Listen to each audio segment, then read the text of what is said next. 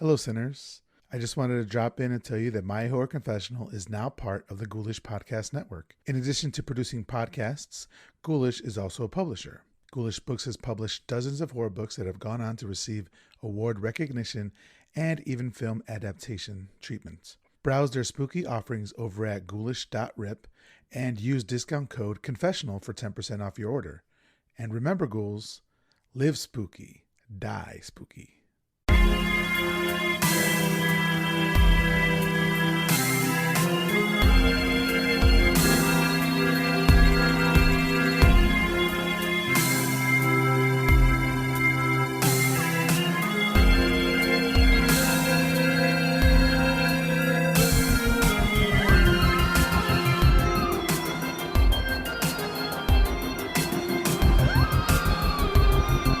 Hello, everyone. My name is Miguel Myers. Welcome to My Horror Confessional, where every week I'll have a guest come on and talk about one classic horror movie that they haven't seen and why. We'll discuss the movie, the actors, and probably get off topic quite a bit. Once I believe they have properly atoned, I will absolve them of their horror movie sin. Today in the confessional, we have Ayden Castellanos of Susto Podcast. Susto is a podcast centered on paranormal folklore from Latin American and Hispanic cultures. Ayden is the lone soul behind Susto. Ayden is originally from the Texas-Mexico border region, the Rio Grande Valley, and is currently Austin-based. He grew up hearing many of the stories featured on Susto, which inspired him to create the show. Ayden, welcome to My Horror Confessional. Hey, ghoul friend. It has been approximately who knows how many years since my last confession. Oh wow, it's a Catholic. Yeah, okay. Yep. Yeah, you can see my religious trauma here. I am no longer a Catholic, but I am an atheist now. But yeah, that's why I created that show. Yeah. Um, so so first of all, can you Susto podcast? I was listening to your most recent episode on La Llorona, and you mentioned that you're coming up on a 5-year anniversary in April. Yeah, April 19th is going to be the 5-year anniversary of Susto. Congratulations, man. That's a big Thank you. feature. Yeah. Yeah, thank you. Thank you. It's been an amazing journey so far. Yeah. And so what prompted you to get into podcasting? So we're talking about 5 years, so that's 2019. hmm This is before the pandemic, year before all the Corona babies like me who were like got into it because we were bored as fuck. So you were before that. So you're ahead of the curve. So what prompted you to start it? Yeah, I mean, well, like you mentioned in my bio, I grew up hearing these stories that were specific to the Texas-Mexico border. And around that year, 2019, was when I really got into podcasts, started listening to all these different shows, and I thought, okay, well, I love these stories. I want to hear a podcast about these stories. And so I tried looking up shows, and I couldn't really find something that kind of matched the vision that I had in my head. And so I said, okay, I'll just do it myself. Hell yeah, I love Um, that. yeah, it was a very kind of like DIY mindset. I was like, I'll figure it out. I'll learn it. I mean, I had a background in digital content creation already. At the time, I was working with a group of sorry. At that time, I was working with a group of friends on founding this multimedia organization in the Rio Grande Valley, and I had that idea. I was like, well, you know what? We're trying to get this thing rolling. Let me pitch this as a concept for one of the products that we'll create as this group. And so that's originally how it started. And I mean, from that moment on, like again, like you mentioned earlier, it's been all me. I taught myself the University of YouTube how to edit, record, all of Yeah. that stuff. So yeah, it's been really fun. Yeah, it was just very much like I couldn't really again find what matched my vision, so I decided to just go for it. Yeah, and what I love about your show is just the amount of research that you put into every episode.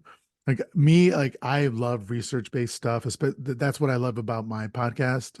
Or that sounded really egotistical. No, What I you love should. You doing absolutely about should. what I love about doing about the podcast is that that I get to do some of the research. Now I used to do a lot more of it, but I'm sure you can attest being the only person responsible for everything. You know, I would be working on it like 24, 30 hours a week, like everything entailing, especially like media, when it comes time to social media, trying to promote it and all that shit, I'm like, I got to cut it down somewhere. Like I got other shit going on in my life, so I can't do as much as I used to. But yeah, but you go into so much detail and background into the subject matter that it's really commendable. I really appreciate that about it. Thank you. Thank you so much. Yeah, Yeah, I feel like I'm a kind of like a hobby oriented person. I'm like a hobby hopper.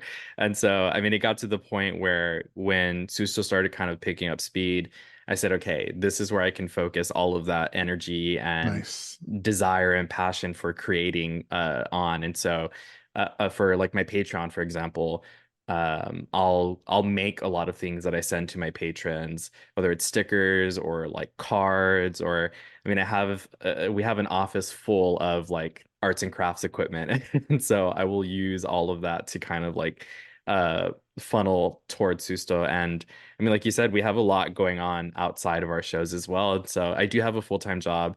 At one point, I was also a part-time student when I was finishing my undergrad.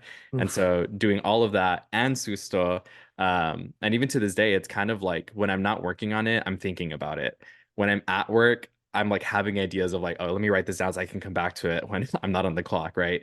Yeah. So yeah, it's definitely one of those. It's like it becomes kind of all consuming, but um, I feel like I figured out a good balance for it, and it's not like a negative thing for me. Yeah, and then a couple things I wanted to mention. First, I noticed that you did something really interesting that I thought I haven't really seen done before. And, maybe others have. I just haven't. Was you took a break around Christmas time, but Hmm. instead of not having shows, you featured other podcasts like on your feed, Hmm. right? I thought that was really cool to just to share other podcasts with your audience, other you know, perhaps if you like them, your audience might like them, that sort of thing. And so where was the origin of that? I was tired. Yeah. Yeah, no, it's like I said, I figured out a pretty good balance of letting it kind of take over my life, but also being able to put it down and say you need some time to kind of step away and like regroup because if I'm not good, the show's not good, right? The Yeah. show's an extension of me, and so during that break, I was coming up to it, and I've taken hiatuses before, and unfortunately, they were unannounced, and I didn't want to Same. do that anymore. I felt like it was unkind to the people who tune into the show, to the people who will comment and say, "Oh, I wish there was another episode already." And so I said, you know what? Instead of I knew I was going to take a break, and I was going to let people know, "Hey, I'm going to be out this month." But I was like, well, let me also leave them with something so that they're not like because I know the shows that I listen to when they go on a break I'm like like that's one less podcast that I have to listen to when I'm busy or doing my tasks that I when I listen to podcasts and I've seen people do these like feed drops or like swaps. And so it's like, hey, if you want to like let's promote our shows with each other, I'll give you an episode to put on your feed and vice versa. And so I was like, you know what, then I'll do that. I'll fill up the month with shows that I enjoy, that I listen to, that I think my audience would enjoy based on listening to me. Mhm. And I think that also comes from a place of I always remind myself and I have this understanding that there's room for all of us. I think, and very early on, I felt this way, like this kind of like competitive mindset where I was like, I need to protect this space and I need to be like the only one that my listener is here. And um, I'm thankful that I grew out of that pretty quickly. And I realized like, no, there is space for all of us because even if there's another show that I'm doing something very similar to, or, like we just relate on different levels, I am the only me, I'm going to bring my perspective and Yeah. whoever else is going to bring their perspective. And I think it just works better when you kind of like help lift each other up. You may encounter people that are like, no, absolutely not. I don't do that. I don't collaborate or whatever. But for the most part, people are willing and excited to do that. They're like, yeah, I would thank you like for the opportunity. And I'm always grateful, when I reached out to those shows that I featured that month, which I think is gonna be a yearly thing now for me, Cool. and like different shows. Um, I was like, you're doing me the favor, you know, for like letting me introduce or like let my audience or listeners into the things that I enjoy, you know, to share Mhm. that with them. So versus just Yeah. being like, hey, take my word for it, go listen to this. I could be like, hey, here's an example of it, you know, you're already here, so give it a try, and then, you know, kind of move forward that way. Yeah, yeah, I loved it. And you got two of my favorite dynamic duos. You had Uy Que Horror and you had the Paranormal Putas on. Yeah. So yeah, so Johnny and Eileen have been on the show before. I absolutely love them. Yeah, they're great. I love them too. Yeah, and then I saw you. So I actually met you in person at the Was it the Mex American in Austin, Texas? Here, we're both in Austin. Hmm. This was in October or November. I think it was in November, right? Day of the Dead, I think. Yeah. Yeah, yeah. Yeah, and I was so surprised. Well, I saw both you and Paranormal Putas there, Hmm. um, like like promoting the show, but you had other stuff too. And see, somebody's like myself who has wanted to promote the show, but like, what do I promote? You know, I was like, what do I do? But then I saw you guys there. You got merch and you got other shit. Like I bought some stuff off of you, stickers, I think koozie, something like that. I Yeah. see the merch. You're rocking a hat, looks Yeah. great. Like so that's seeing that I was kind of like inspired by that. So is that have you been doing that for a while now, like promoting the show that way? Yeah, well, like I said, I I also really like to craft and I have like these different hobbies. Um, and initially I thought of it as a way of like, you know, this is something that I can provide to supporters of the show. It's like I'll make stickers. And so a lot of the stuff on my merch table is stuff that I have made myself. Mm-hmm. Um, but also at that point, maybe like a year after starting the show, I think I was in like a really rough place. I was between jobs. The pandemic hit, so it was like really hard to, you know, people were cutting back. And so it was kind of a scary place. There was one point where I was like not able to pay all of my bills. My boyfriend, you know, we were living together. He helped me, he supported me through that. Mm-hmm. Um, in like such a big way. And so I was kind of scrambling. I was like, what can I do to make it through this? And I had already invested in like a printer and a Cricut, which it's a cutting machine. And Mm-hmm. so, and for the show. And so I thought, okay, well, I have these things. Let me see what else I can do. So for a while, I had like a really small kind of side business. I started an Etsy and I was going to local markets in the valley and I was selling, you know, all of this stuff that I had designed and made. And, you know, I just set up a table and I was like, all right, these are my wares. What would you like to buy? And like help me pay my bills, basically. And so that kind of like helped get me through that patch. And you know, now that I'm in a like much more stable place, thankfully, I've been able to focus again all of that creative energy to the show. So now when I go do like tabling events or live events, if I'm able to bring merch or promotional stuff along, I'll set all that up because I mean, I have the skills. I enjoy doing it even on my free time. Mm-hmm. So I mean, I'm a podcaster, of course, it's on my free time.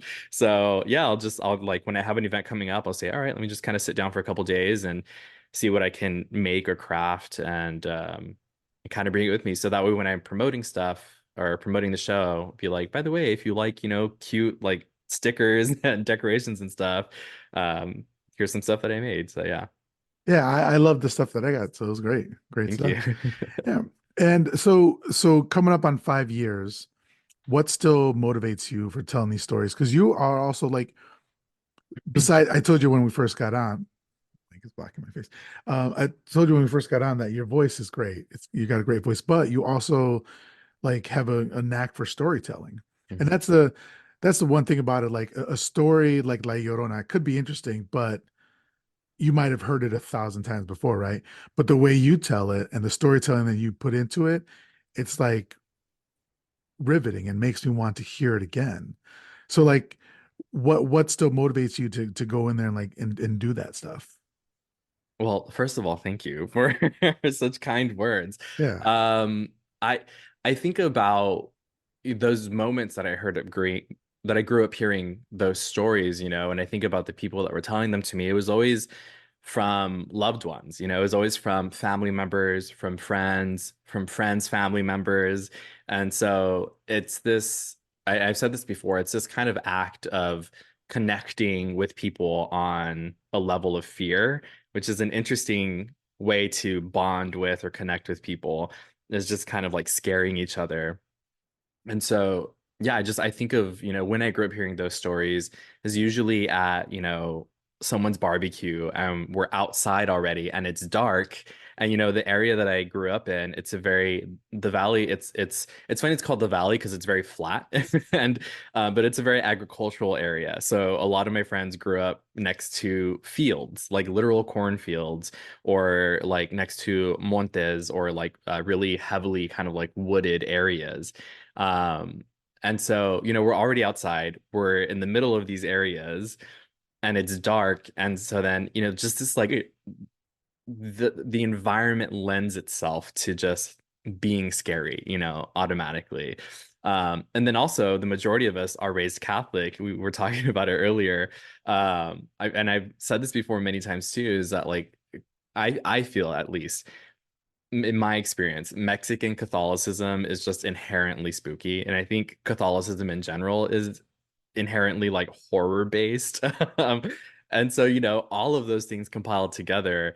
Um, yeah, it's just kind of try and like honor that experience because I really enjoyed it when I'm telling these stories. And so I think of the way that those stories were told to me, and I'm like, okay, how can I recreate that environment with not only my voice and my storytelling, but also with, the music and the sound design that goes into the show. Is I try to make it as immersive as possible. Yeah. And so is there a story that perhaps is less well known that you feel like more people should know about? And like, well, obviously not the, to go into the whole thing, but like, Mhm. what's the name of it? And like, kind of like a one sentence or two sentence synopsis of it that you can think of. Mm. Mm. Okay, so there's one story that and it's based on like true events. I've been wanting to cover this story for a very, very long time, but it involves real people who are still alive. And Okay. so it kind of delves into the true crime world. And so I try to be really cautious and like delicate with that. Um, it's something that's been in my mind for a long time to cover, but it's the story of the Jewel of the Delta. So there's this area in the Rio Grande Valley. It's this really small town called Monte Alto, and there's this mansion or this like house there. It's completely is dilapidated the right word? Yeah.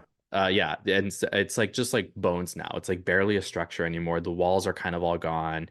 Um, but it was this huge mansion, and it's said that it was used for different purposes. I'm really not sure what legend is and what the truth is, but they said at one point it was like a hotel, and when the Rio Grande Valley was a really like hot spot for celebrities, they would go and stay in this place.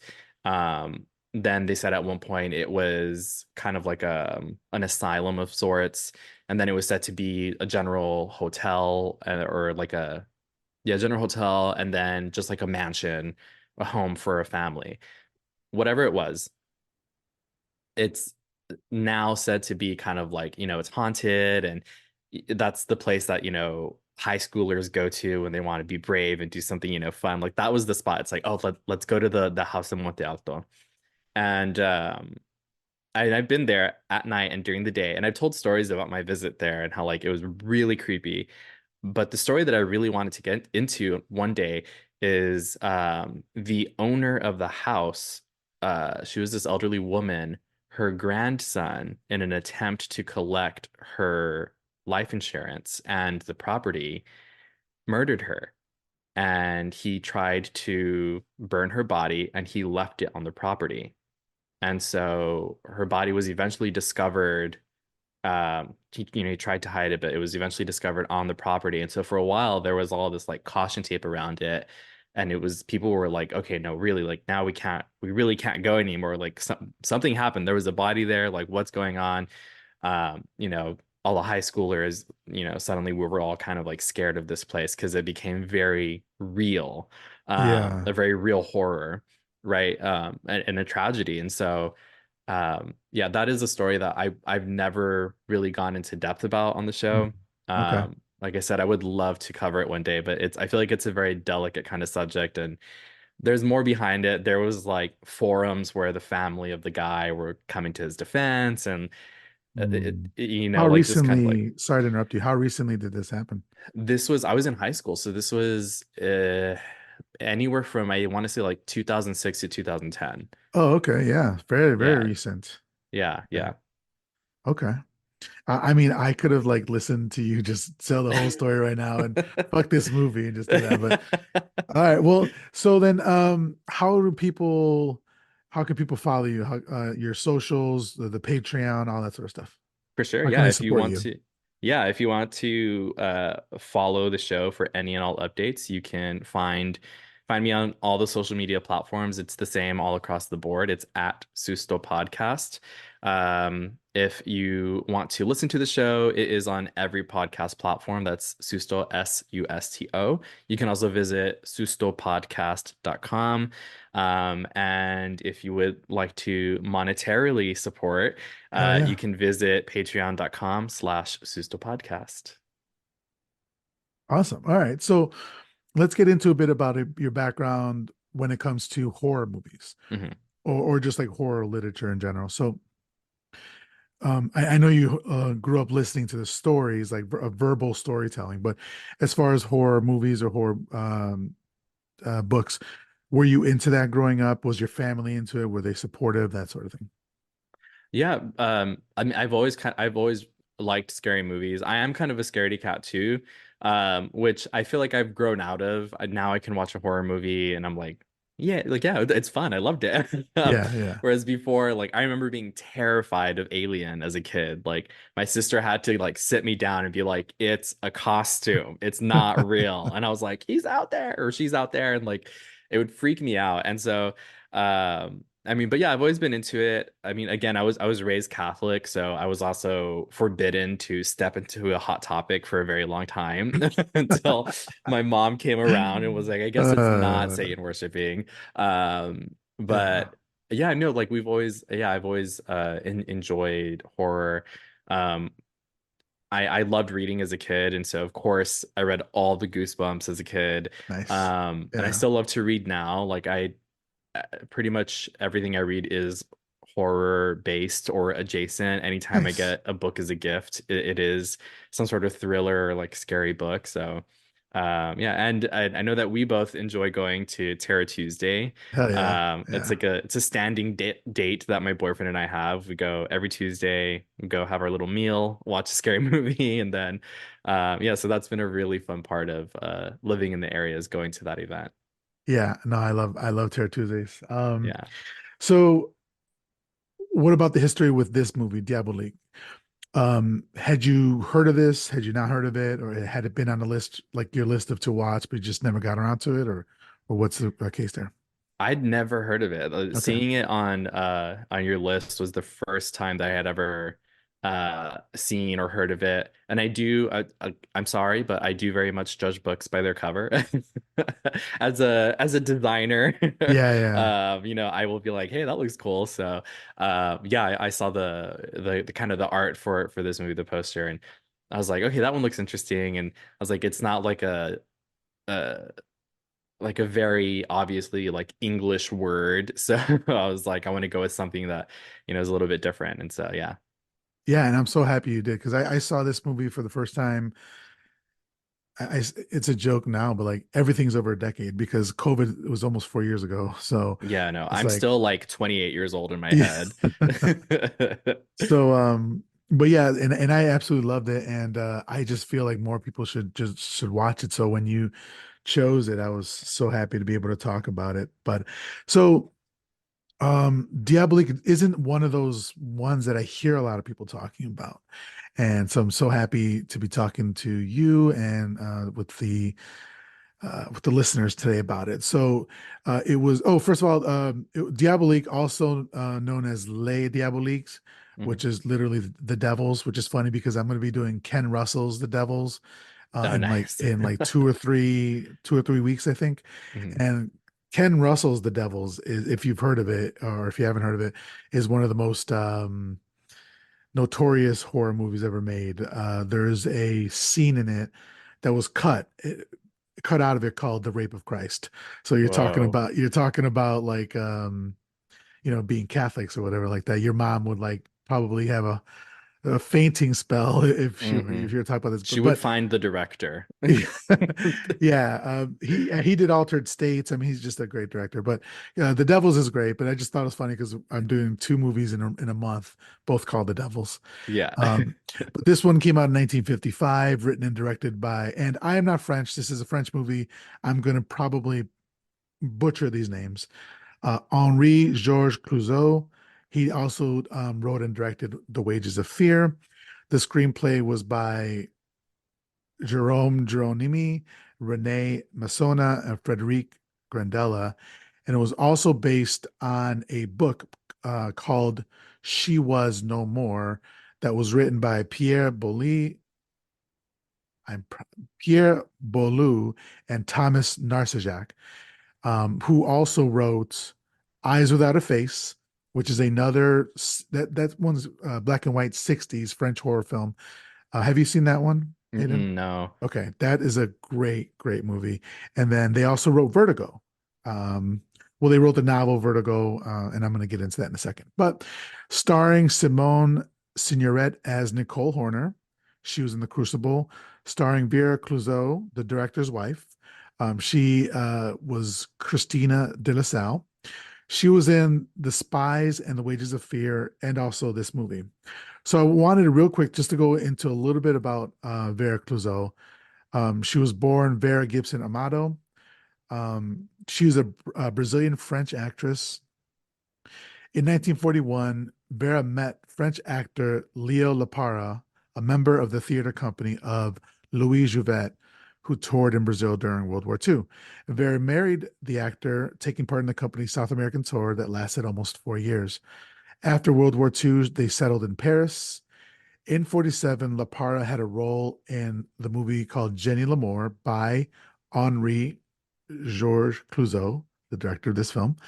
Vera met Henri on the set with her then husband, and it was described as coup de foudre, love at first sight.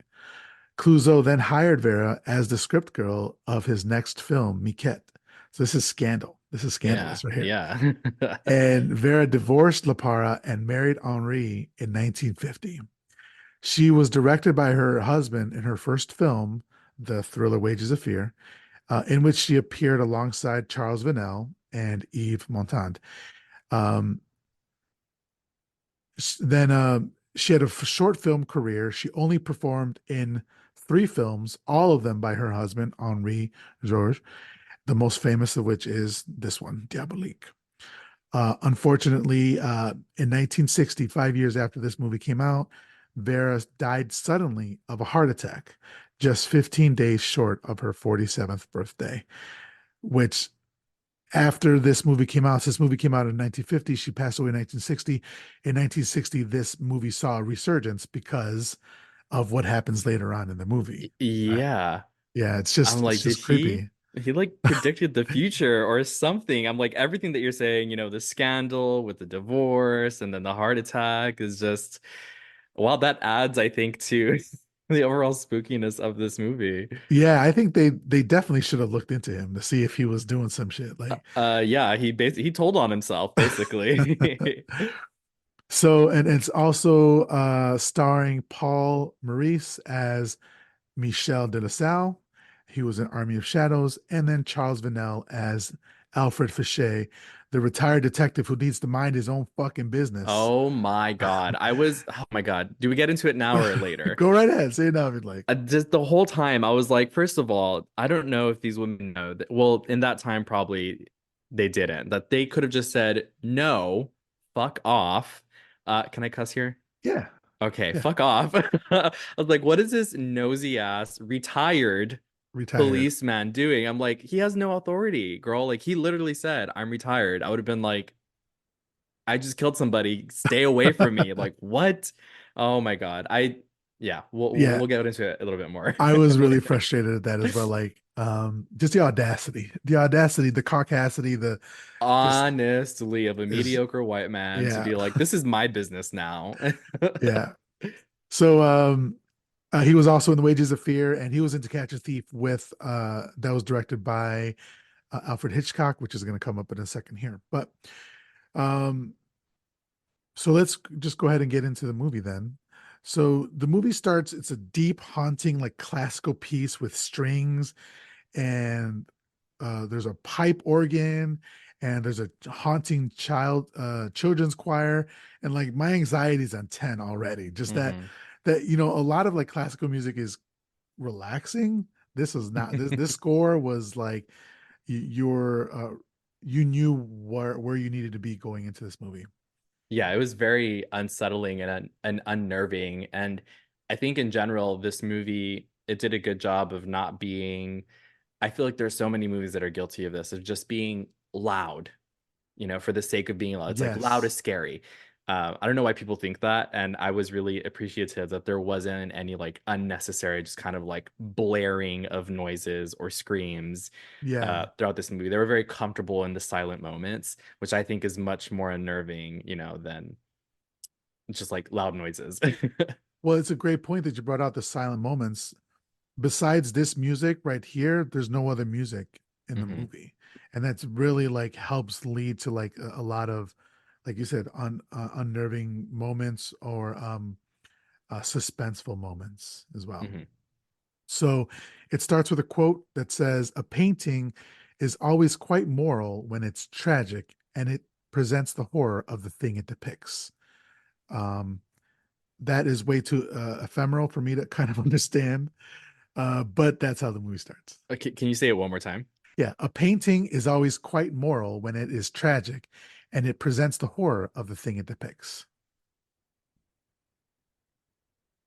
I'm trying to like, I'm like, is this like a groundbreaking like thing to say, or is it just like yeah, that's what a painting is, a picture of something. Hmm. Yeah, Like it's yeah, that's the I'm like, the, the does it make sense or am I the dumb? the part, yeah, I'm definitely dumb, but the part that I'm not understanding is saying that a painting is moral. So you're saying that some paintings are immoral? Like what does that mean? Yeah, I mean, it's saying But when it's a tragedy or something. So I'm like, maybe it's like, oh, like you learn a lesson out of tragedy. I don't know. Yeah, but it's the thing too. it is translated from French, and as we know, as we both speak Spanish, is that sometimes shit is lost in translation. Yeah, So, very so that true. might be what it is. Yeah, But if you're French, write into the show and let us know. yeah. So the movie starts. We're on a Parisian street as the traffic goes by. This is a black and white movie, which I absolutely love. It's a rainy, cloudy day, and a car stops in front of a huge iron gate. And a man quickly gets out and opens the gate for the car to go through. And I realized that they had suicide doors. I don't know if you're familiar with what suicide doors is, if you noticed it, but normally, like in our cars today, they open, how they open normally. Hmm. But back then, they would open the opposite way to get out easier. But people could kill themselves by rolling out of the car. Like, so that's Mm, why they call them suicide doors. And so or also you can get injured like that as well. And yeah. so they changed it where they don't open that way anymore. But every time I see it, I was into lowriders for a long time, and I always wanted a lowrider with suicide doors in it. And I just noticed it. And every time I see it, I got to mention it. I never knew that there was a reason that they were called that. I was just like, Yeah. oh, somebody thought it was a sick name or something and they went with it. But oh my God, okay. Yeah. And so this opening here, as they pull up on this huge boarding school, this reminds me of a Guillermo del Toro movie. Hmm. Just like because he loves to be in Spain at a boarding school, something like that. That's what I was feeling here. But the person who's driving the car is Mr. De La Salle.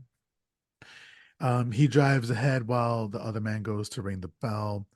And he drives up to this huge school with a pool right up front, which is I've never quite seen a pool in front of a house. I've seen a pool unless we're in the back of a house, maybe, but I don't know. It just caught me a little bit off guard. Hmm. And so they start unloading the groceries and stuff like that. They ring the bell, brings all these kids out of their classrooms, kind of jostling their way. It's a boys' boarding school. Yeah, it's very rambunctious. I think that's the most kind of like loud part of the movie. It's just this group of boys just running down the hall screaming. After they were like, please be quiet, they're just like shouting their lungs out. Yeah, they're all excited because they're getting ready for vacation, Hmm. so a long weekend. So Yeah. so then we meet Nicole Horner. She's a teacher who's rocking the sunglasses Hmm. as she leads her kids outside. And what do you think of her look, her overall look? I loved her. I thought she was so cool. Like, yeah, she was a baddie. From the beginning, I was like, I like this woman. I like her style. And she like pulled out a cigarette, and I was like, I'm sorry, people look cool with cigarettes. Yeah, As a former smoker, I'm like, I wish I was her. She looked great. I love her like short, kind of like blonde. It was very of the time. yes. Yeah, I just thought she was really cool. Yeah, and I thought like for a French schoolmaid or school teacher in the middle 1950s, she looked like she could have been on the runway, you know. She Oh, looked for great. sure. Yeah. She gave me God, what's her name from Greece? Rizzo? Is that Oh right? man, I'm failing you. I don't know Oh Greece. my God. Yeah, it has to be her. I'm sure I'm thinking of the right one. It's very her. Yeah. Just Yeah. kind of like a general like badass. Okay. I've never within the last again 5 years, I'm gonna say we saw Greece at the drive-in theater here in Austin. Hmm. The one that used to be a Blue Starlight. Have you ever been to the Blue Starlight?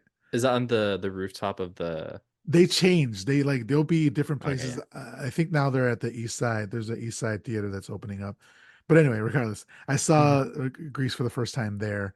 And so I'm not the biggest musical fan, so I failed you there.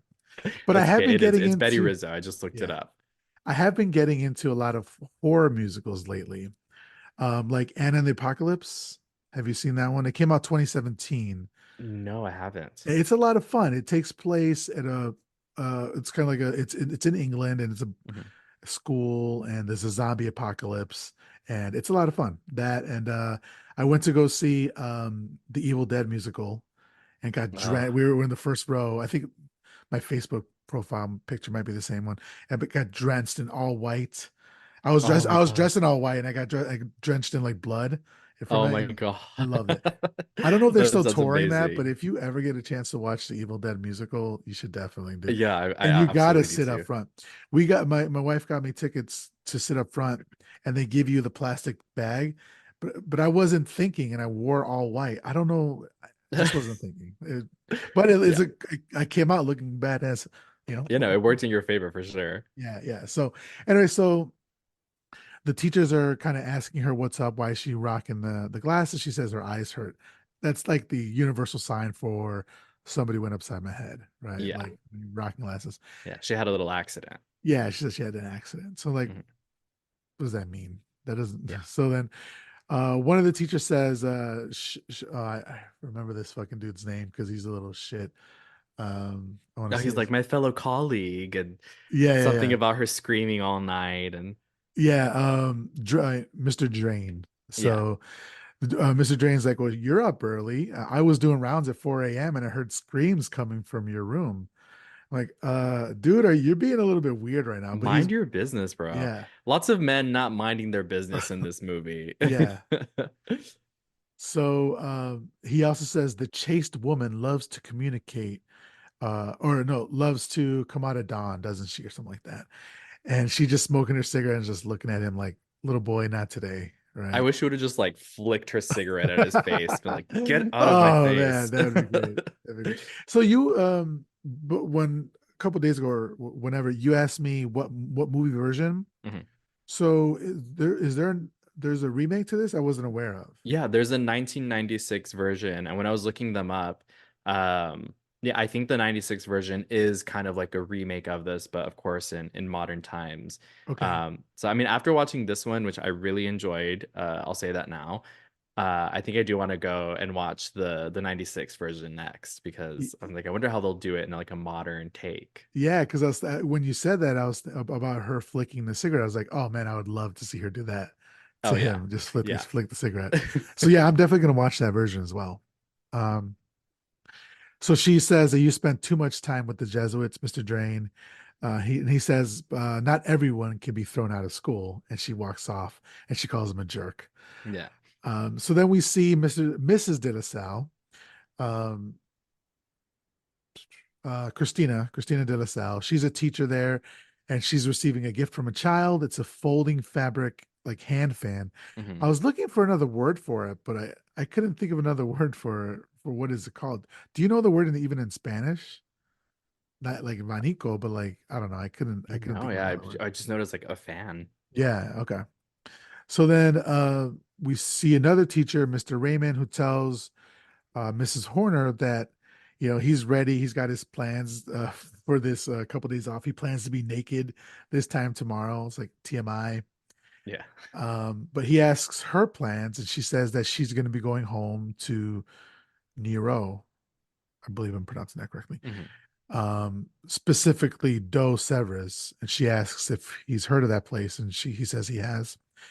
Elsewhere, Mrs. De La Salle is talking with Mr. Drain. He comments that the gift she got is nice, but an umbrella is better.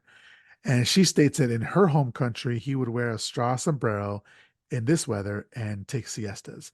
So I'm guessing she's from Spain, I would Yeah. imagine, right? Hmm. Yeah. Yeah. And she's like, really, how would you pronounce, so we're talking about Nicole Horner. She's dressed like a runway model. How would you describe Christina de la Salle? She felt, I think it might have been the trencitas, the braids, but it reminded me of like Dorothy from Wizard of Oz. Yeah. But I think also in her performance of that she was very like kind of soft spoken and like meek and like a little fragile, we come to find out. um so yeah, she was like the opposite of Miss Mademoiselle, what is it, A Horror Horner. Yeah. Horner, yeah. um yeah, they were like, opposites for sure. And I really enjoyed that dynamic. I mean, it was a little frustrating at some points, but I think it was Yeah. a good dynamic to support the story. Yeah, because you have Nicole Horner, tall, blonde, fashion model. Christina de la Salle, shorter, brunette, still beautiful. Like they're still Hmm. both beautiful women, but she wears like peasant dresses. Maybe that's the right word for it. I'm not sure, Hmm. but yeah, she's more demure, right? Yeah, yeah, for sure. Um, so she turns to see Nicole wearing those glasses. Nicole removes them to reveal a black eye, and she asks what happened. And she's like, you know what happened, basically. She says, Miguel. And she was like, yeah, Michelle did it. Um, so she says that they had another fight, that he came home around 3 a.m. and just argued. And she's like, how did you put up with him for so long? And then Christina says that he wasn't always this way, that they were happy once. So I was thinking, wait a minute, who's the wife? What's happening here? I thought, is this an open marriage type situation? Like, what were you getting from this? Yeah, it very like I really enjoyed that. They were just kind of like they cracked it open and they were like, here's the plot, like here's what's going on. um I was very confused because I was like, there's no way. And then it's confirmed immediately. And I was like, how is I was like, if I was either of these women, I would have been like, take him, absolutely have him. For a man, no. Like, no, absolutely not. I thought it was very strange. I was like, ladies, please stand up. Please get up. And honestly, I will say later in the movie, I was like, you all should just fall in love and then run away together. And this becomes a lesbian love story, a lesbian love horror story, which I would have much preferred. Uh, Well, there is but yeah. actually a lesbian subplot in the novel with Mm, them too. that makes sense. Yeah. Yeah, yeah. And of course, but 1950s, they're not going to put that Yeah, no, they into were this. lovers. They were just really great gal pals, you know? Yeah. They're just good friends. They just live together, but it's just to save money. Yeah, they're roommates. It's cheaper to sleep Roommates. in one bed. Who cares? Save water with one shower. They're Yeah, just you save friends. on the heat and all that sort of thing. Yeah. Yeah, yeah, yeah. So then, but yeah, I was like, I needed a fan myself because I was like, oh, there's scandal here, The drama the drama. immediately. Yeah. Yeah. So Nicole says that it wasn't you that made him happy, it was your money. So they're like, I'm like, oh, are you friends? Are you frenemies? Like what, like do you hate each other? Like are you Again, just a very strange dynamic. yeah, yeah. And Christina says, why are you trying to be nasty? Which is like just calling her out, like, I know. bitch, what the fuck's wrong? It's the morning and you got a black eye. Leave me alone. I know, right? It's just like I'm not the one who went upside your head. exactly, literally. It's like you're mad at the wrong person, which I've said that before. Like when I've talked about La Llorona, I'm like, don't blame anybody else. It's the man. Go after the man, It's which almost always the men, yeah. yeah, which we come to find out, I think is what's gonna happen soon. Well, so first of all we know of Michel, we haven't even really heard him say anything, but we know that he's an adulterer, and he's a woman beater, Mhm. and he's so like already I'm like I'm down for whatever happens to him. Oh yeah, he's just like a grade A asshole. I Yeah. did not enjoy him at Did you all throughout the know movie.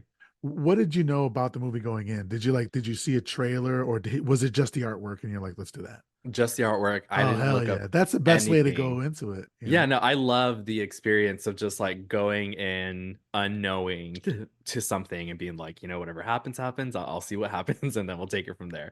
Yeah, yeah. Okay, cool. So then Mr. Drain is talking to Mr. Raymond. He says, I may be old fashioned, but the wife consoling the mistress? No, no, no. I'm like, yeah, that's kind of wild. It is wild, Yeah, no, you that I was know? like that is a yeah, that's a good take. I think that's the correct take, maybe. Yeah. So then Christina goes to supervise recess.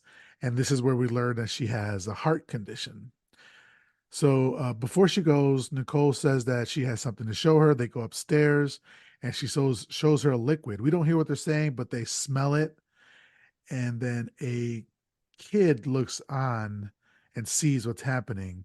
And now there's a lot of like little plot points that never come back that I thought the investigation was going to be a lot bigger Mhm. into like how whatever happens, whoever does something gets caught Yeah. because of things like this little kid seeing it. Mhm. But doesn't really it comes up a little bit later, but not as Yeah. much as I thought it was The gonna. kid immediately goes to spread Yeah, rumors. exactly. He's Maybe like, that's just what it is. the teachers are doing poppers. I saw them. And like, But everybody like spreads rumors. The teachers themselves spread oh, rumors, yeah. Yeah. Yeah. It's just the nature of humanity. But Yeah. so Nicole and Christina are interrupted by Michelle de la Salle. Sometimes Christina will call him Miguel, and I always love to hear my name in a movie, especially like I think when Uy Que Horror did Day of the Dead, Mhm. and the main one of the main characters in there is Miguel. Just to hear Johnny or Eileen just say Miguel over and over again, I was like, oh yeah, that's cool. I like I made it. I made that. Yeah. it. So then he barges in and asks what they're doing. Nicole quickly hides the liquid behind her back and says nothing. And says nothing. Yeah, you're just like kids. It's like, all right, you're such a fucking dickhead. So condescending, like Yeah. immediately. And he walks up and demands a kiss from Nicole in front of his wife, who tells him to fuck off. Still Like married. Nicole tells him to fuck off, but then he asks um, Christina for a kiss. But what does he do? He doesn't say, Christina, give me a kiss. He says her nickname, which Mhm. is Cricri, like Mhm. Christina Cricri. I'm like, the audacity, who the fuck do you think you are?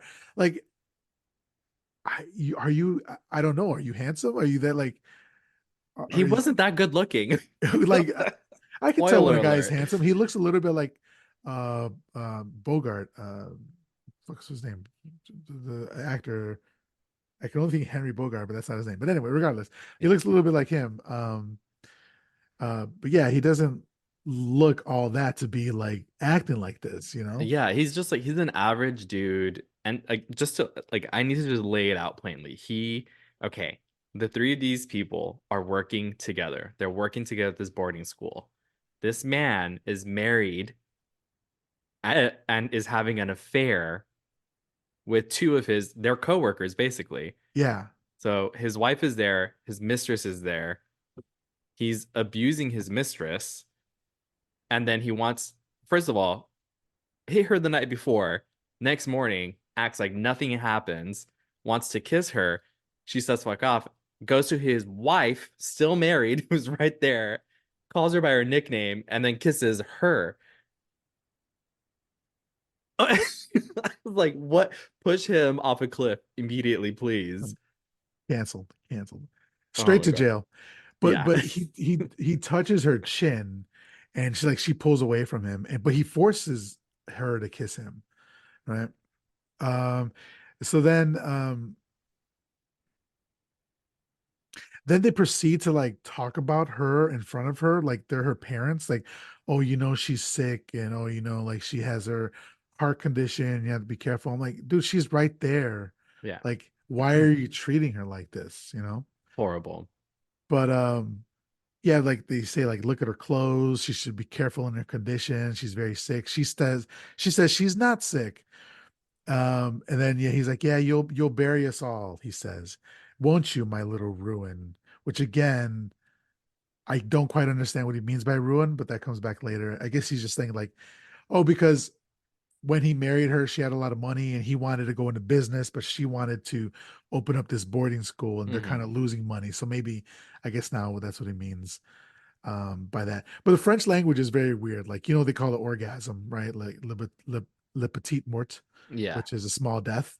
So like Hmm. my little ruin could mean something completely different. Yeah, for Because I sure. don't get little death. I don't get orgasm out of little death, but it Hmm. just mentally makes sense. But Yeah. Again, we need our Francophiles to write in yes, please. and Yes. let us know. So then he grabs them both and like pushes them and tells them to go outside. This is some villainous shit. But it doesn't feel like in some movies they could like he could be twisting his mustache and just being like overly dramatic and villainous. This Mhm. feels 100% real. Yeah, yeah. Like you, unfortunately, you know people like this. You have met people like this. Uh, yeah, yeah, he did a this I think this character was very well written and very well performed. I think he did a great job because I mean anytime that someone on screen manages to get me riled up, I'm like, yeah, then you're doing your job, you're acting, you're performing. So yeah, Yeah, this he did great. they're acting. Yeah. So later that kid tells other kids what he saw. They're gossiping, and they said they think that it's whiskey, and that's why they're always together. I'm like, gossiping little bitch. So they run off when the teachers come down the stairs. A kid gets in trouble for graffiti, so his vacation is taken away from him. I thought this was going to come up again. I thought he was going to see something later on and tell, Yeah. but that doesn't. So I don't know if it's like, I don't, it doesn't take away from my enjoyment. I think it's more like they're throwing you off, right? Mhm. So you never know where it's going to go. And there is a twist in the movie. We don't talk about it now. We'll talk about it later. But Mhm. I did want to ask you, did you see the twist coming? Mm. I mean, my the ego in me wants to say yes, be like, ah, yeah, a mile away. Obviously. Um, but I don't know. I just wasn't sure. I think I was more hopeful than anything for a different outcome, Yeah. you know? And I'll leave it at that so that I Okay. don't spoil it until we get there. I was Okay. hopeful for a different outcome. Yeah. Yeah. Gotcha.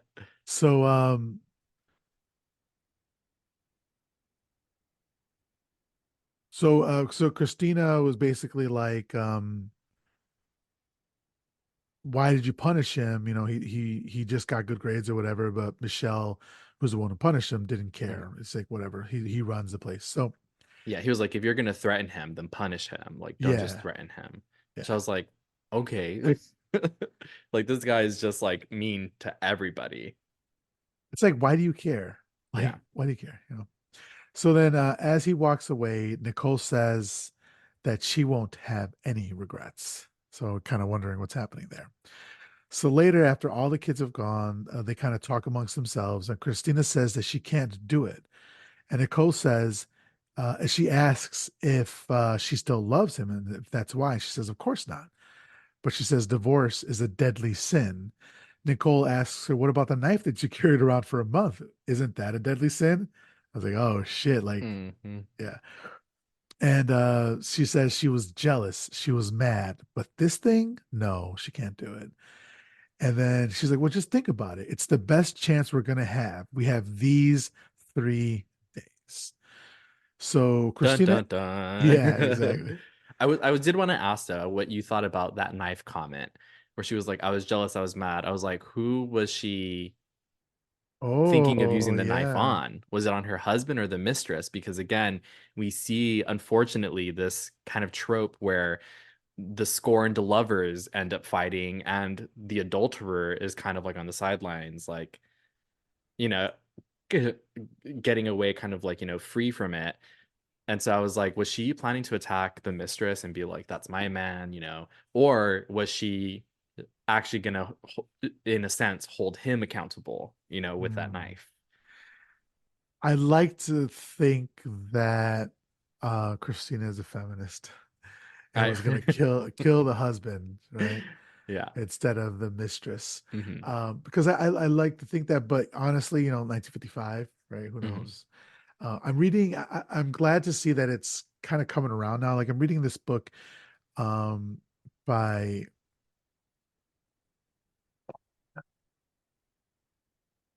it's right behind me. I'm Yeah. reading this book by Sarah Gailey called The Good Wife. No, The Echo Mm-hmm. Wife. Sorry, The Echo Wife.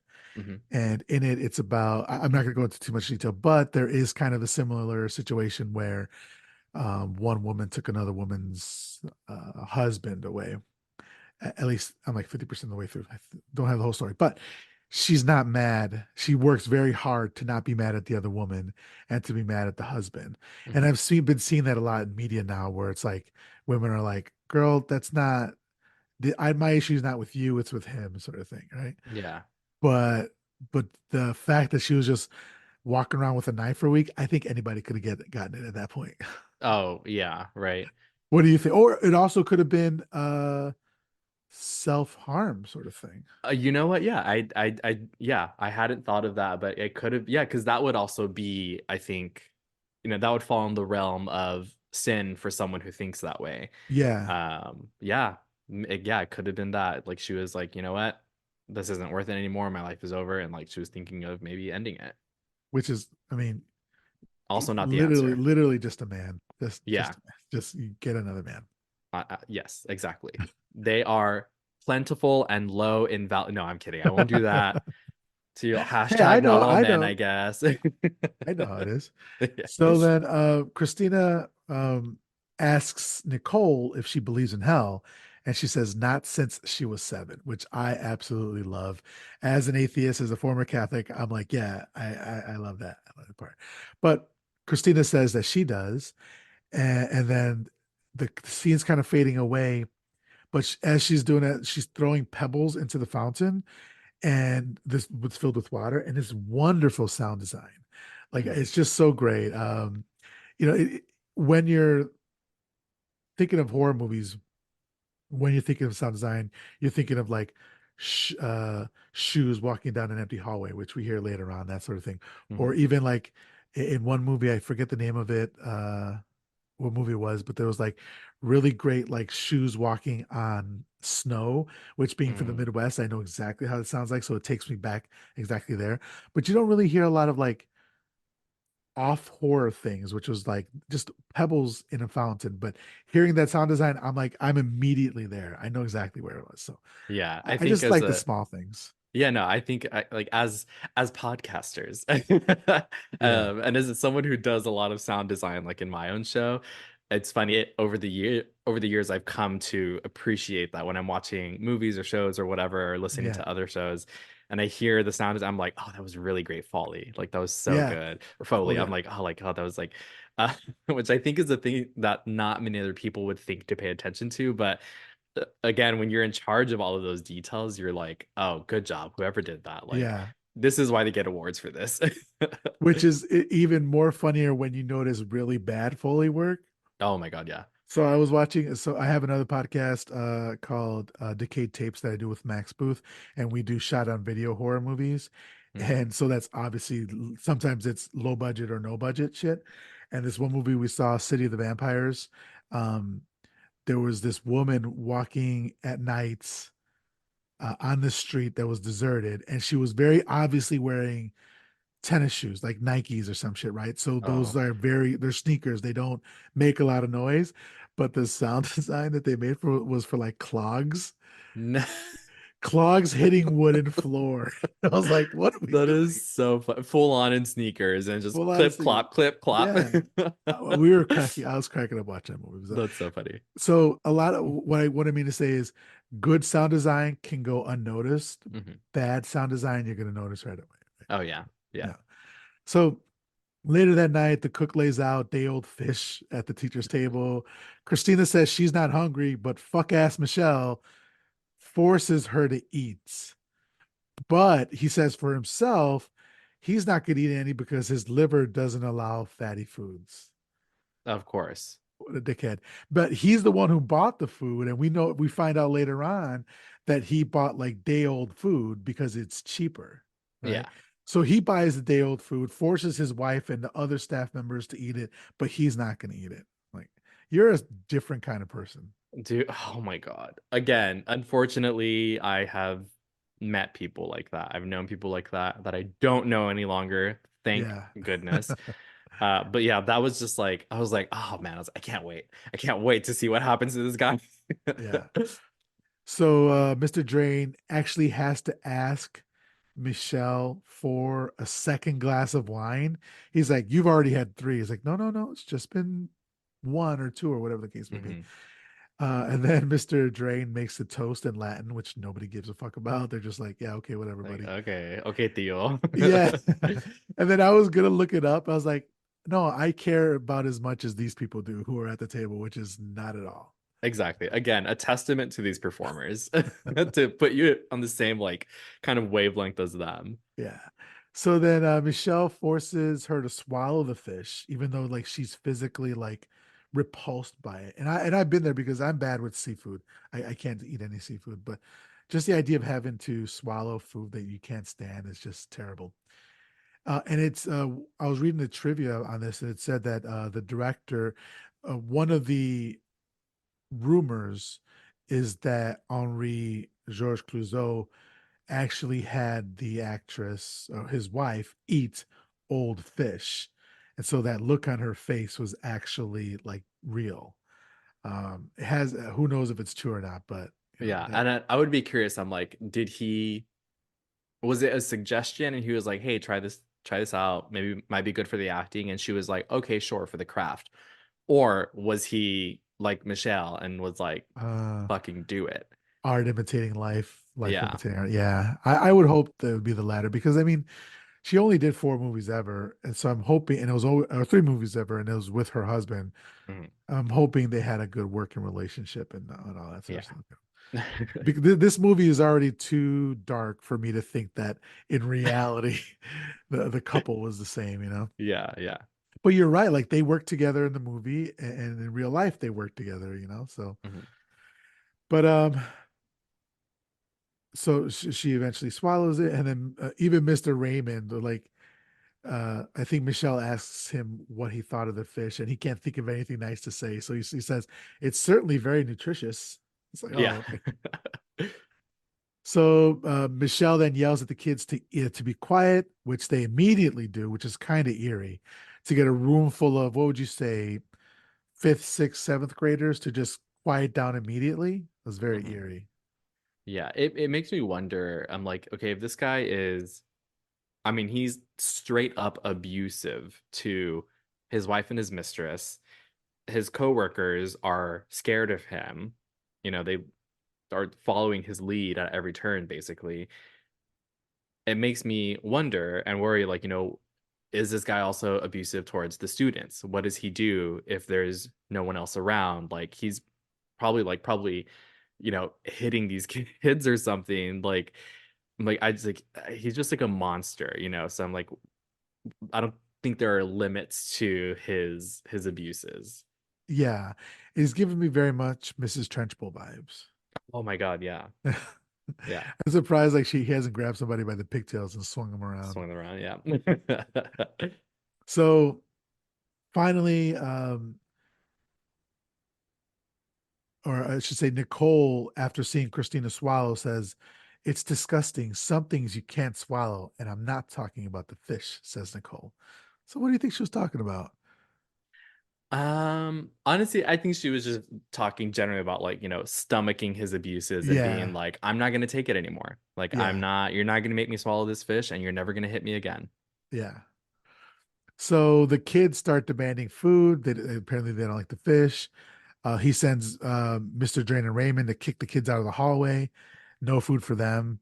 And so Christine starts arguing with him about like the food that's being offered to the children. Michelle says he's doing the best he can with the money that he has. So Christina says it's her money that's paying for everything here. She's paid for all the women before Nicole and Nicole herself.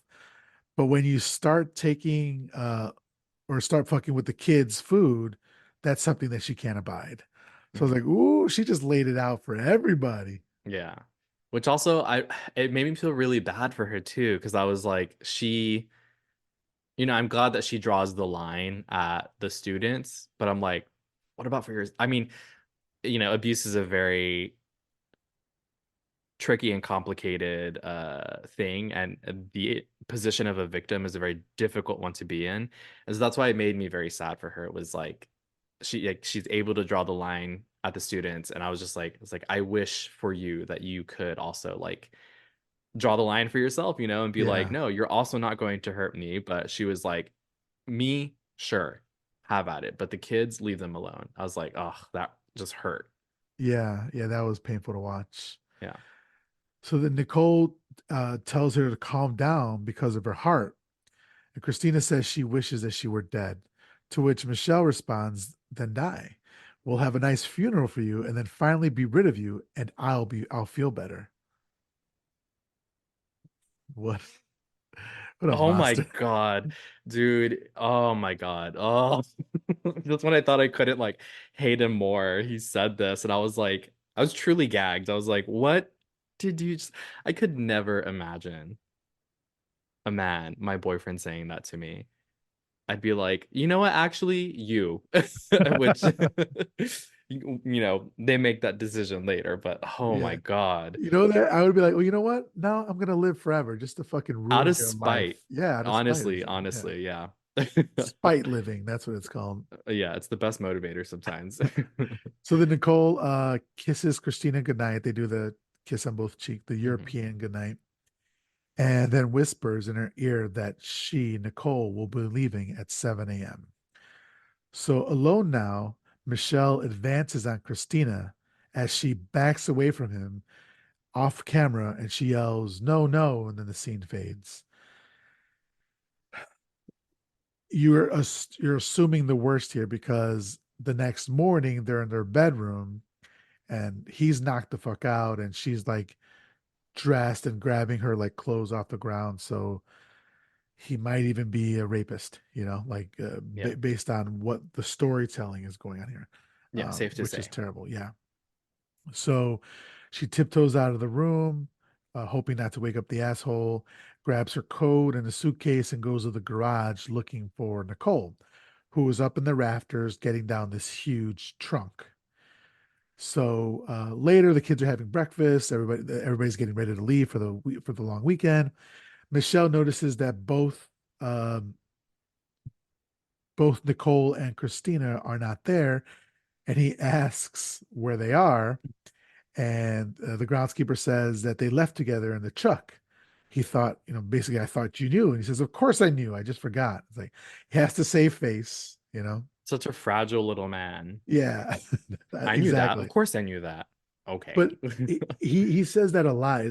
Saving face is very important to him, Mhm. right? Like even later on when he goes to see Christina, he's like, well, what do they think and all that sort of. So we'll get there, but that's um, how he is perceived is very Mhm. important to him. Yeah, the ego on this dude Yeah, is exactly. massive. So he says, well, that sucks for you guys because now one of the other teachers has to stay with the kids who didn't get to leave. Mhm. Have you ever seen Halloween H2O, Oh which God, I don't which is know that seven? I. That's the one where she comes back. Lee, oh my God. Jamie Lee comes Jamie Lee. Yeah. back. Yeah. I don't And think that I have seen it. Yeah. okay. The reason why I asked because this is kind of giving me those vibes because it's they're at a boarding school and they're getting ready to leave for the weekend and some kids get have to stay back to with the detention and all that sort of stuff. So I was just wondering if they kind of drew some inspiration from this, but Yeah, it reminded me of more recently during the holiday break. I just watched The Holdovers, oh, I've which I heard really about that enjoyed. one. Yeah, it's a great movie. So this reminded me of that because that's kind of like a really important plot point. It's not a spoiler, but it's a really important plot point that like it's a boarding school and there are children that have to stay behind over their Christmas break. And what genre would you say that is? Um, Drama, I guess, just drama. Drama. So Yeah, it's like yeah. there's no horror or No, no, no. It's okay, not cool. like spooky at all. But yeah, it was just very reminiscent of this one of like, those similarities. Boarding Yeah. school, kids had to stay over the break, which I was hoping, again, like you said earlier, that there would be more focus or more, the plot would be more driven by the fact that there were kids staying over the break. But yeah, Yeah. Have you seen Saltburn? I haven't, no. Okay, okay. I I was have gonna I ask you what you thought, what the genre you thought that was, because it's porn. yeah. So No, you've heard. So you've heard. oh yeah, I mean, I've heard, I'm chronically online, so unfortunately I've seen like all the spoilers, but I mean, I still Okay. want to watch it, but yeah. Okay. Cool. Cool. All right. So then we're back with Christina and Nicole. They're driving up to Nicole's house, and she does mention that there are people living in the house, but that not to worry that she's thought of everything.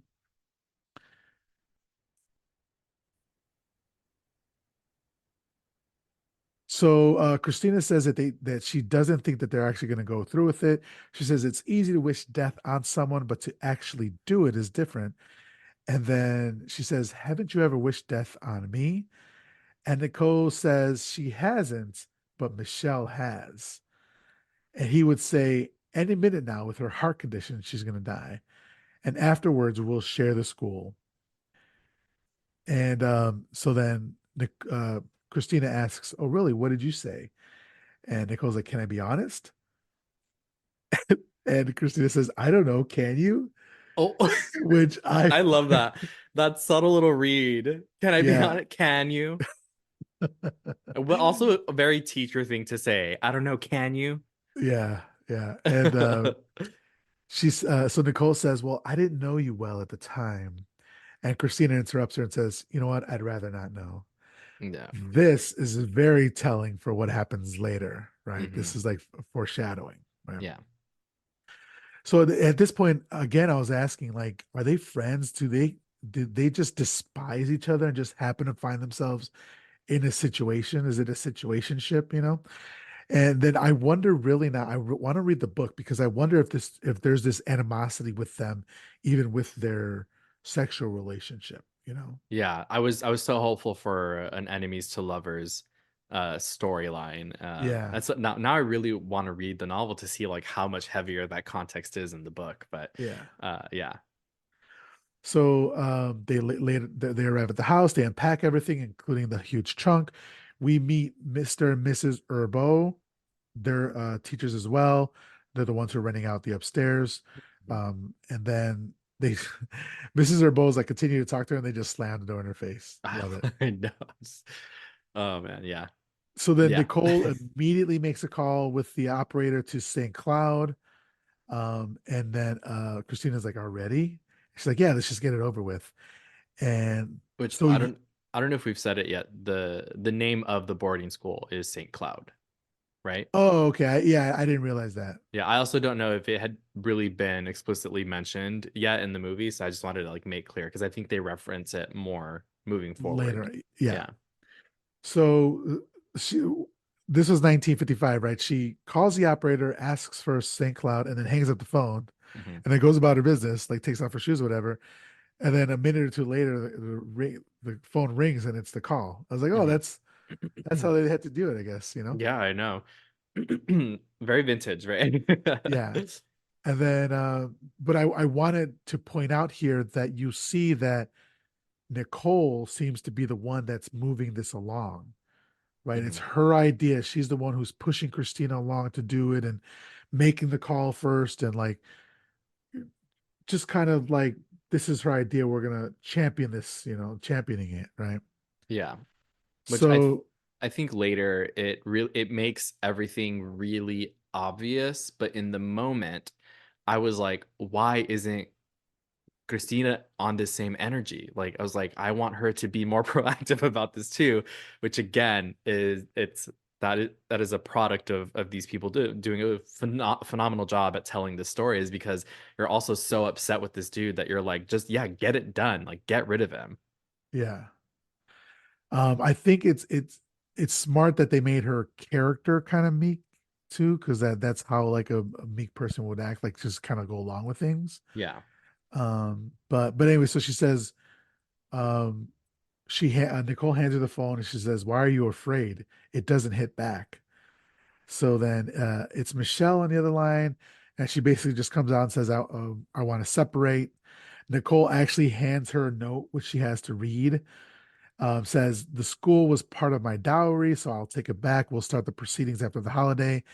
He says, "Fuck that. I'm coming to see you tonight, or I'm coming to see you tomorrow." Hmm. And so they hang up, and it's like just like they thought was going to happen. They're anticipating him going to go see her. Yeah, they knew him well enough that they were like, this is how he's gonna react, so this is what we need to do to like get him out here.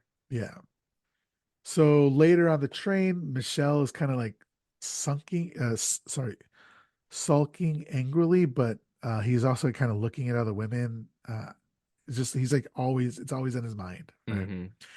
So back with Nicole and Christina. Christina's by the window. Nicole says, "You'll get cold. You'll catch a cold." And she says, "I'm not cold. I'm suffocating," Mm. which is a great line, right? Yeah. She's suffocating by her relationship. She's suffocating by like this love triangle, but she's also being suffocated by Nicole kind of being forced to go through with this plan. Yeah, it starts to feel a little overbearing at certain points. Yeah. So Nicole, we see, went shopping. She got groceries. She got a waterproof tablecloth. She got some liquor. It looked like Johnny Walker to me, but I'm not Hmm. sure. They open it up. Nicole just starts taking a shot. Christina's not with it. Then they go and pour that liquid that we saw earlier in the movie. They pour it into that. And apparently it's a sedative. And she says that he'll sleep like a log. Hmm. So now we're trying to see that they're going to be, obviously now it's just out. They're going to kill him to be rid of him and then do something with the body. So they actually they're close enough to the train station. They hear his train arrive, and Nicole starts filling the bathtub with water, but Christina pleads with her to stop. She says it's too horrible, but Nicole looks like she's tired of Christina's shit, and she says it's now or never. And Christina says, "Then never, forget it all." And Nicole says, "Okay, but if you miss your chance, he's not going to miss his. Not after that phone call." Hmm. So what is she saying? She's saying you're not going to kill him. He's going to end up killing you. Is that how Yeah. you took it? Oh, for sure. I think, and listening and reading a lot about these kinds of stories, whether fiction or true, and I think we should share resources on this episode if possible. Yeah. Is that abuse always escalates to anybody who's listening? That is just the way that it works. Abuse always escalates. And so uh I think Nicole knew that. The character knew that. And so she was like, all right, you're gonna miss this shot, but it's gonna get worse for you. He's gonna come back harder.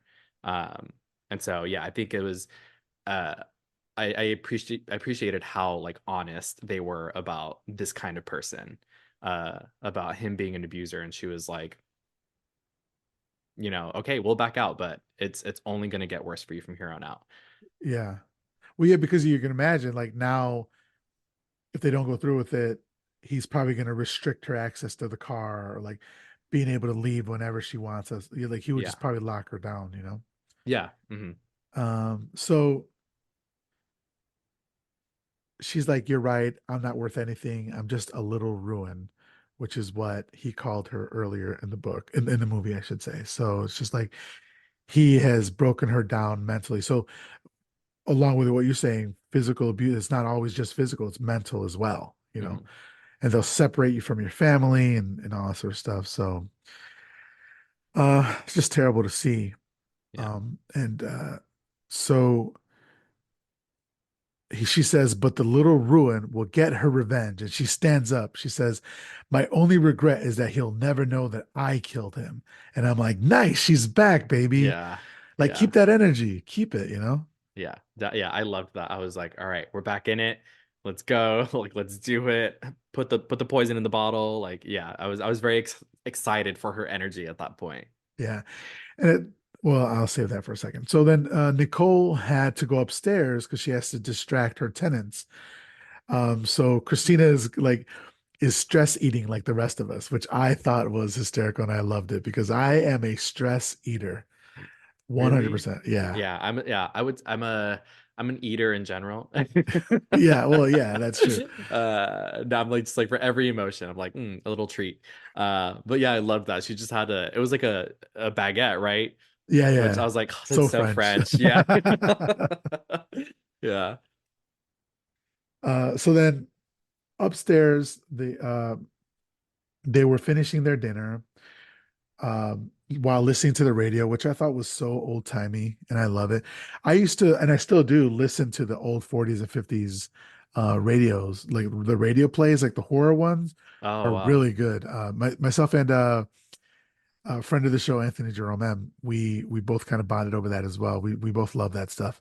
That's what I grew up listening to in the 90s. I'm older than you, obviously, but there was this radio station. I would listen to the Bulls games.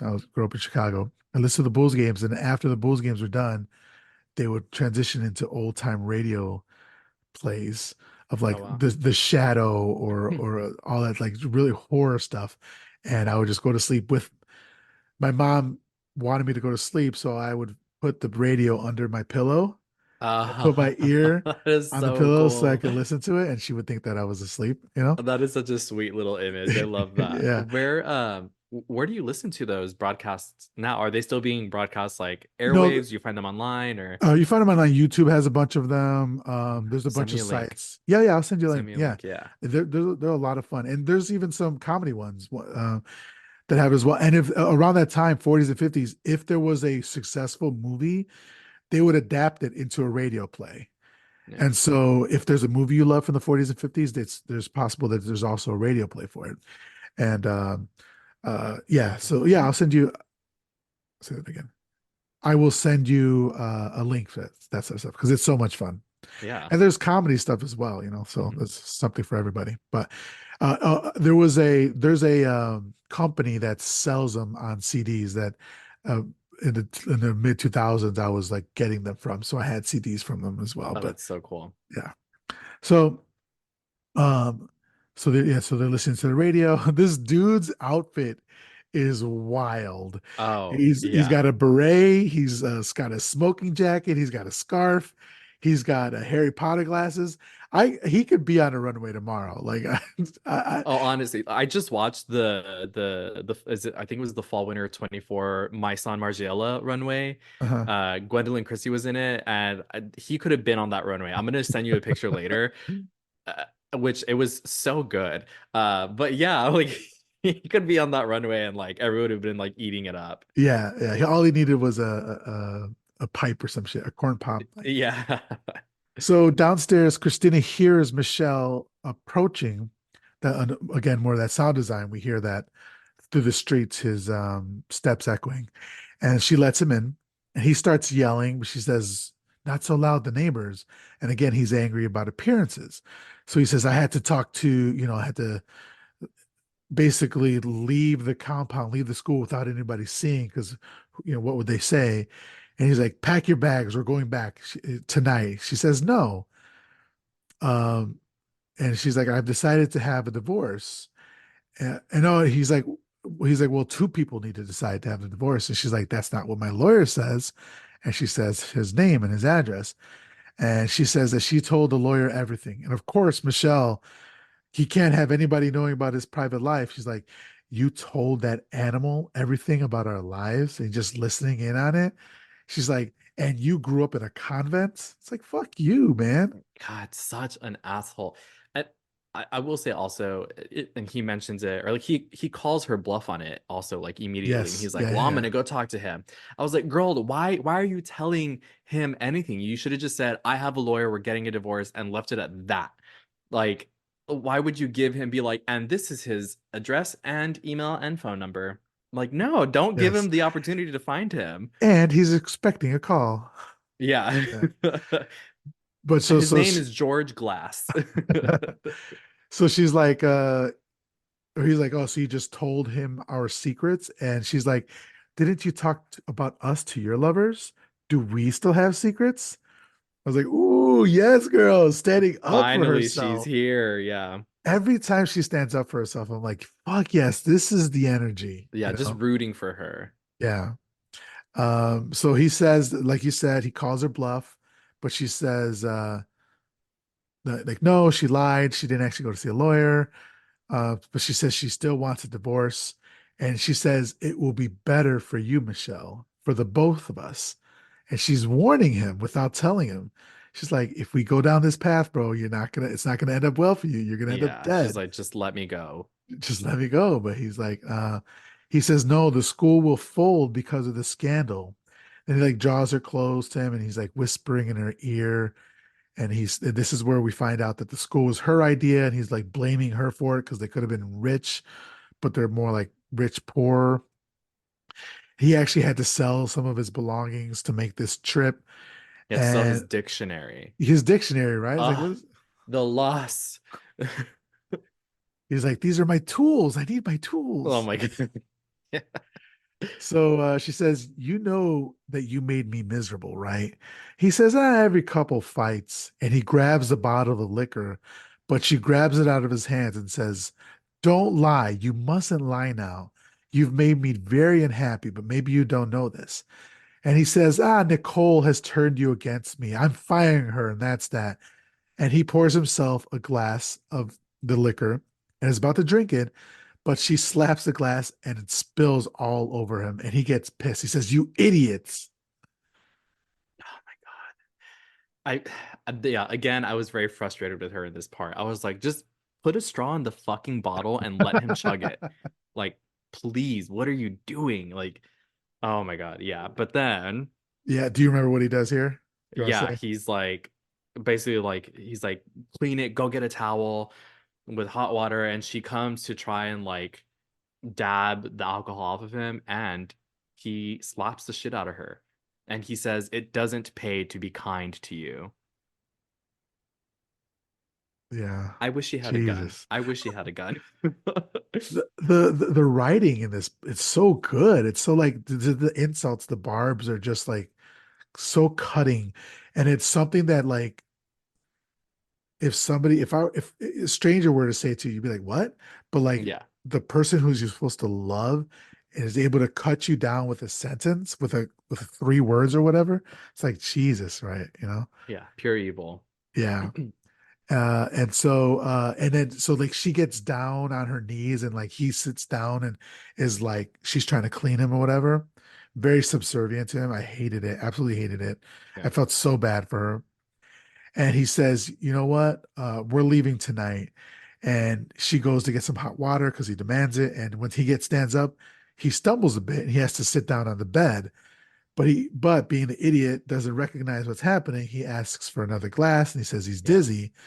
And then he asks where Nicole is. And she says that she's, with the neighbors.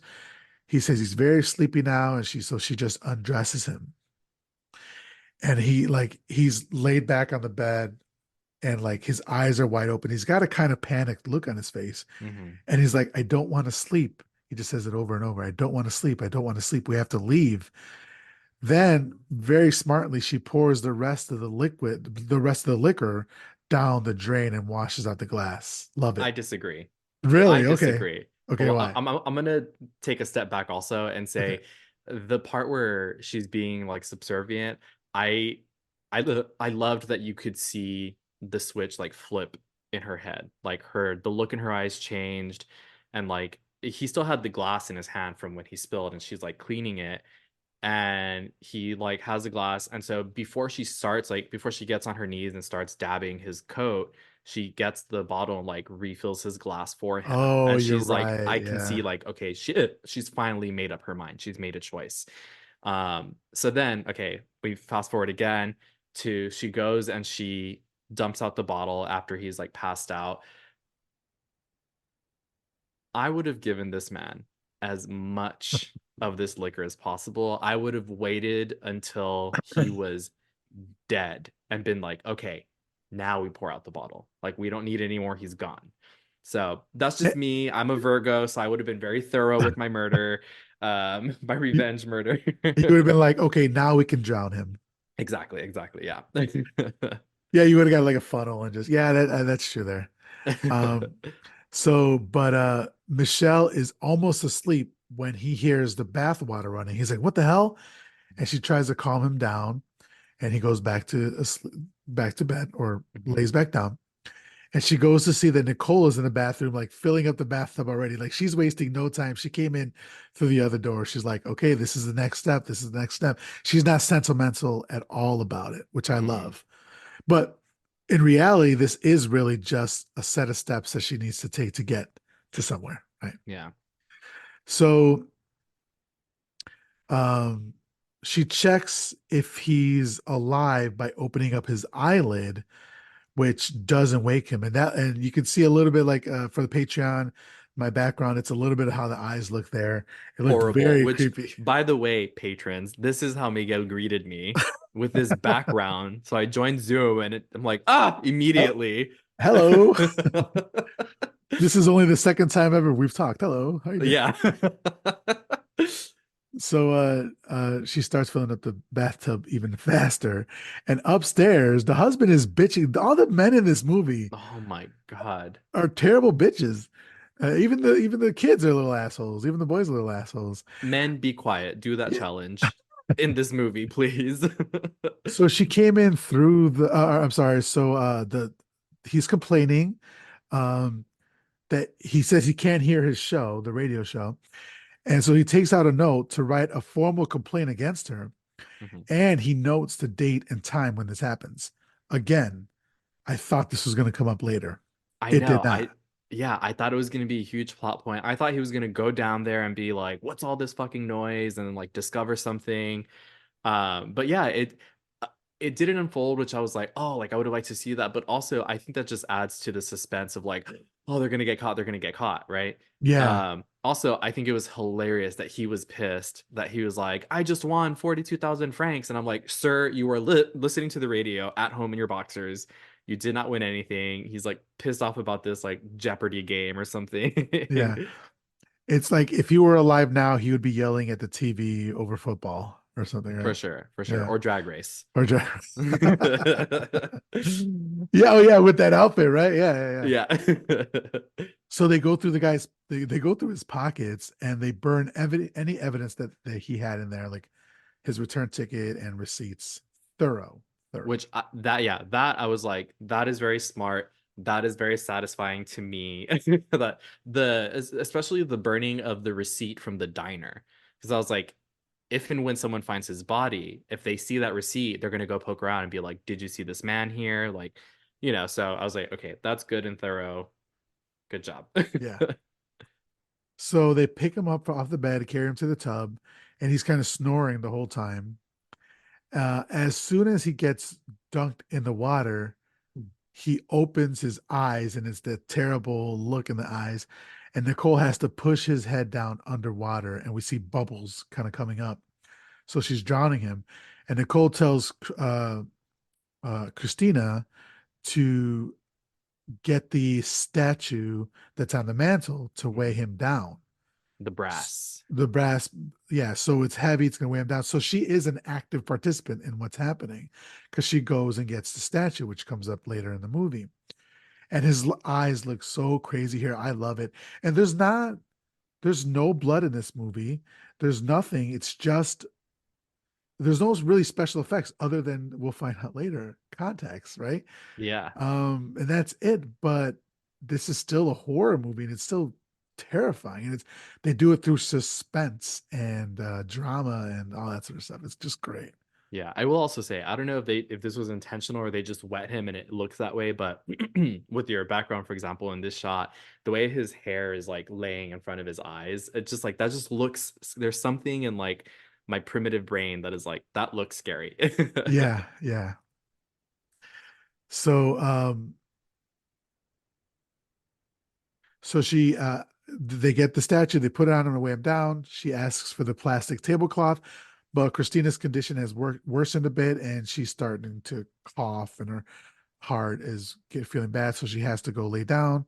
Nicole gets her herself and she's kind of upset with Christina, but she has a bit of a lay down there. So then she puts the cloth over the bathtub, which I didn't quite understand what that was for, but I think later on maybe we understand what it was for. Yeah. But yeah. So Nicole comes out of the bathroom and says it's over. And she asks, "Did he suffer?" And she says he didn't feel a thing. So Christina wants to leave immediately, but Nicole says we have to remember the alibi. And upstairs, the husband again is complaining that he can't go to sleep until she drains the bathtub, and he says he's going to give her till midnight. Um, just go to sleep, dude. Just I know. just go to sleep. Which again, for the time, this sound design I think was really great. It really helped move the story along. Yeah. The sound of like the pipes and the water flowing in this apparently old building because these pipes are just like rattling and shaking and yeah. So downstairs, the water is dripping on a tablecloth, keeping Christina up, which I thought that was kind of like felt a little bit like the Telltale Heart or something, like where you can hear the heart pounding underneath the Hmm. floorboard sort of thing. Yeah. Which so the next day they're draining the bathtub and the look on Michelle's face again, it just looks so great. Upstairs, the man is mad at the sound, and I'm like, boy, this is my house. Shut the fuck up. I can do whatever the I fuck I know, want to right? do, you know? But he starts pounding on the floor, you know. But then so they drag the trunk into the bathroom. Later, we see them dragging the trunk out of the house, and the man is helping them. And he's like, "Oh, it's too bad you're leaving so soon. It was so nice to have company." I'm What like, a fake phony. "You fake bitch." Yeah. Truly. So then they load it in after some trouble, like some of it breaks off, and they have to tie it up with some like a leaf or something like that. You know, seems Like a weird. string or something, yeah. Yeah. So off they go. On the road, they stop to get some gas, and there's this drunk sailor asking for a ride. He forces himself in. Again, just the behavior by men in this movie. I think it was very telling of the time, though. I feel like it was on point. But again, the it created these moments of suspense of they're gonna get caught. They're about to get caught. They're about to get caught, which is so good. Yeah. He forces himself in when she says no, but they finally get him out. Then the man who's pouring the gas station attendant, comes out to help him get out, and he says, "Oh, he got some water in there. I'll clean it up for you." And they're like, "Nope, I'll get it." Again, another hint I thought, Yeah. but now I think that they're just kind of like uh trying to make sure that we're nervous. So we're just as nervous as they are about them getting caught, you know? Yeah. Yeah. It was So yeah, that was really good. so finally they arrive back at the school at the gate. They honk to be let in, which they are. They drive up to the pool, and you could tell that Christina is exhausted from all the driving that she has to do now, and also her condition.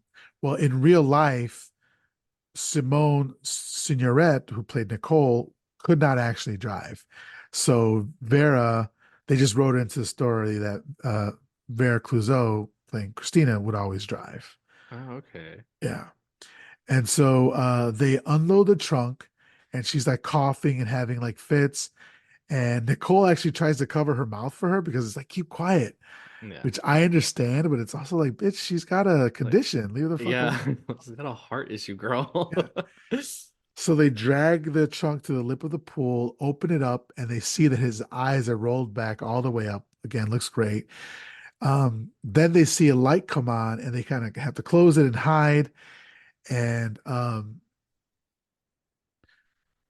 somebody was using the washroom basically. Yeah. Then that person goes away. The clock strikes 11. I counted them all, and they dump the body into the pool, and then the scene fades. So I was wondering what they were going to do with the body. So like finally, once we were able to see here what happens, I was like, okay.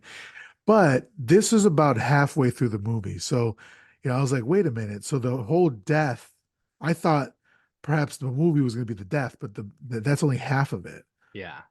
The other Yeah. half is trying to get away with it, and will they or not? Will they or won't they get caught? Yeah. I think this is where it starts to get a little bit more intense. And I will say also, devil is in the details. Personally, I would have brought the bottle with us and I would have left it by the pool Ah, so that we can be like, oh, he drank himself silly and he fell in the pool. Oh no. And also, yeah, that might have clued people in to be like, why is this bottle here by the pool? Like, what's going on? that's true. That's a good point. Yeah. Yeah. You sure you haven't killed anybody before? Mm, I'm not at liberty to Okay, say. okay. So next morning, they're both kind of looking out at the pool, but they can't see the body because the pool is murky, hasn't been cleaned in a while. And so the kids are kind of getting ready and gossiping again about Mr. De La Salle not coming back. But all the teachers are all, like I said, they're also gossiping. Everybody's gossiping in here. Later in the English class, Christina looks out at the pool and she notices that the groundskeeper kind of gets close to it and pulls something out of the water, but it's just a newspaper. And so she's like, oh, fuck. She's so anxious. Yeah, which it kept, I mean, I understand obviously how anxious she must have been, but also it kept bothering me that she was just like, like longingly looking out the window, staring at the pool. And I was like, you're going to get caught. Close You're the being, windows, shut the blinds, like stop staring at it. yeah, you're being really obvious right now. Yeah. Hmm. Yeah. So yeah, so like I'm just like you're being too obvious with it. So um so later at the night, so nothing happens during the day. Later at night, they wonder when the body's going to be found while they're kind of grading papers together. And if they're like, if the body isn't found by tomorrow, then they're going to ask to have the pool drained. I would be a ball of nerves. I would be inconsolable. I wouldn't be able to do anything, you know? Yeah. I would be like, hey, maybe somebody should check the pool. Hey, let's all go swimming or something, you know? Yeah. I Yeah. would not be good with it. I'd not be good Mm. with You would be staring out the window like her. it. Yeah, exactly. So the next day in recess, a ball kind of goes in the pool, and they take this as their like opportunity. Nicole says she's going to help move things along, and she yells at a kid to go get a pole to retrieve it, and she throws the keys at him, but obviously she doesn't throw it hard enough, and Hmm. they go sink in the pool. So the kid has to um, go diving for it. Which, if that was me, I'm not going in there. That pool is dirty as fuck. That water was, yeah, dirty as hell. No, no, Yeah, no. I feel like that would have been reason enough to be like, oh, we got to drain the pool now. My keys fell in. I need them. Like that should yeah, have been it. Not, okay, little boy, jump in this green water. yeah, Mm-mm. exactly. So then he does, and he does, but he doesn't find the keys. But he comes up with something, and he says he found Michelle's lighter, but everything else is too murky at the bottom. So they go off to class, and then Nicole says, "Well, I guess we're just gonna have to empty the pool."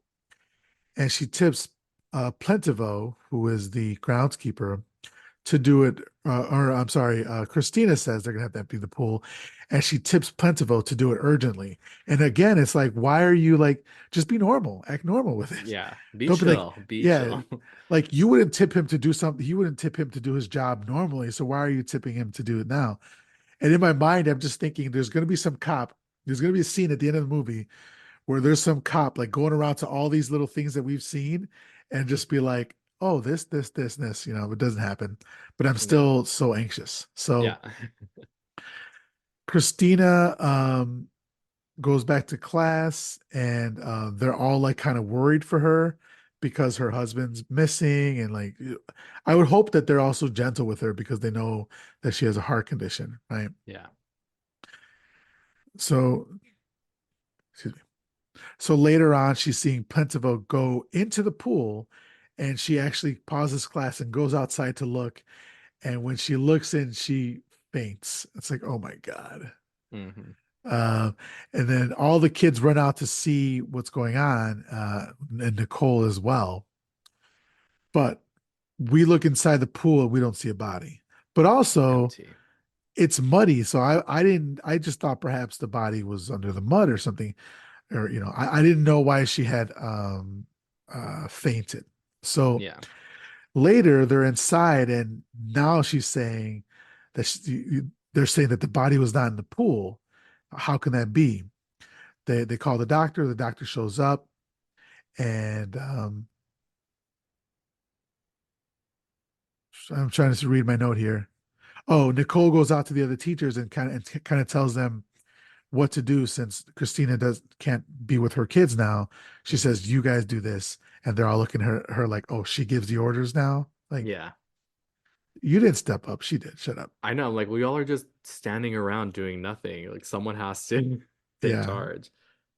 So the doctor leaves, but says that she needs bed rest urgently. She can't really do anything. And then Nicole and Christina at this point are just like really worried about the body being missing. And Nicole says she's looked everywhere for it. Christina says she never should have listened to Nicole. So at this point, what did you think when the body went missing? I it really weirded me out. I didn't know what to think, but I also was like, okay, this man has been mean to everybody.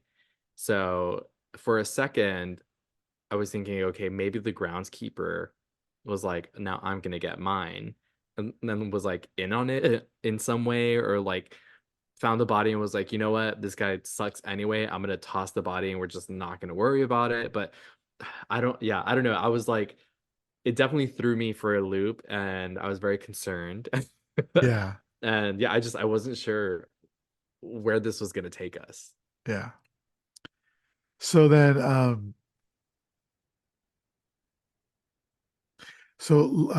at this time, the groundskeeper brings in something that was delivered to them.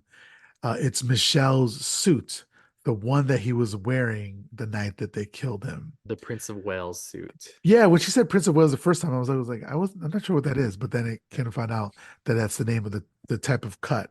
Were you Yeah. familiar with this type of cut of a suit? No, I wasn't. But I Yeah, when she slapped the drink out of his hand and it spilled to him on him, he was like, "Ah, my Prince of Wales," which is very like in Clueless when Cher's like, "But this isn't Aaliyah, you don't yeah, understand." yeah, Or no, when they spilled the drink on her shoes and she's like, "Way to ruin my suede shoes." That was him. He was pissed yeah. off about his Prince of Wales suit. So they ask they ask him who delivered it, and they say, just some kid. They said it came from Mr. LaSalle. So then they look at the tag on the dry cleaners, and they go to that business and ask who sent it to them. The woman working there says it was just a tall, thin man with a bamboo cigarette holder. And she says, "Oh, come think of it, something was left, a key to a hotel room." And so off they go. So knowing what we know now, I wonder if it was left on purpose or on accidents. I don't know. I don't know. Yeah, I was like, is this? I was like, this suddenly became like a what's it called? Like a is it like a rat chase? I don't know. It just became like a chase of like who's behind this now? Like Yeah, who's the puppet master now? And is it him? Is it someone else that wanted him dead? Like he's dead now. We saw him drown. He spent a night in a tub. So like who is now part of this whole like ploy to get rid of him? And like yeah. what did they do with his body and why? So then Nicole thinks it's someone who wants to blackmail them, like you were saying, perhaps. Hmm. But she goes to the hotel, to the room. Sorry. Christina goes to the hotel, to the room, and she sees somebody in there, but it's the cleaner. And he says, "What are you doing here?" And she's like, "Oh, explain the situation." And she asks about the man who's there. And she's like, "Oh, he's never here during the day. And look, he has no bags or belongings. So he's been here for more than a day or so, which is Yeah, I think weird." they said it's like a residential hotel. Oh, okay, okay, okay, So okay. I was thinking, I was like, this is probably where he brings all of his various mistresses to like Oof. hook up in peace. This is this fuck pad? Yeah, basically. Wow, okay. Yeah. He he just keeps getting worse. Yeah, truly. Yeah, he's garbage. So then Nicole asks, she's like, so Christina goes back to Nicole and she's like, "No, he was dead, right? He was really dead." And Christina says, "Well, you're the one who should know since you're the one who killed him." And Nicole's like, "Oh, really? That's what we're doing now, Okay, queen. huh?" So she said, "You planned the whole thing, and now they're starting to turn on each other."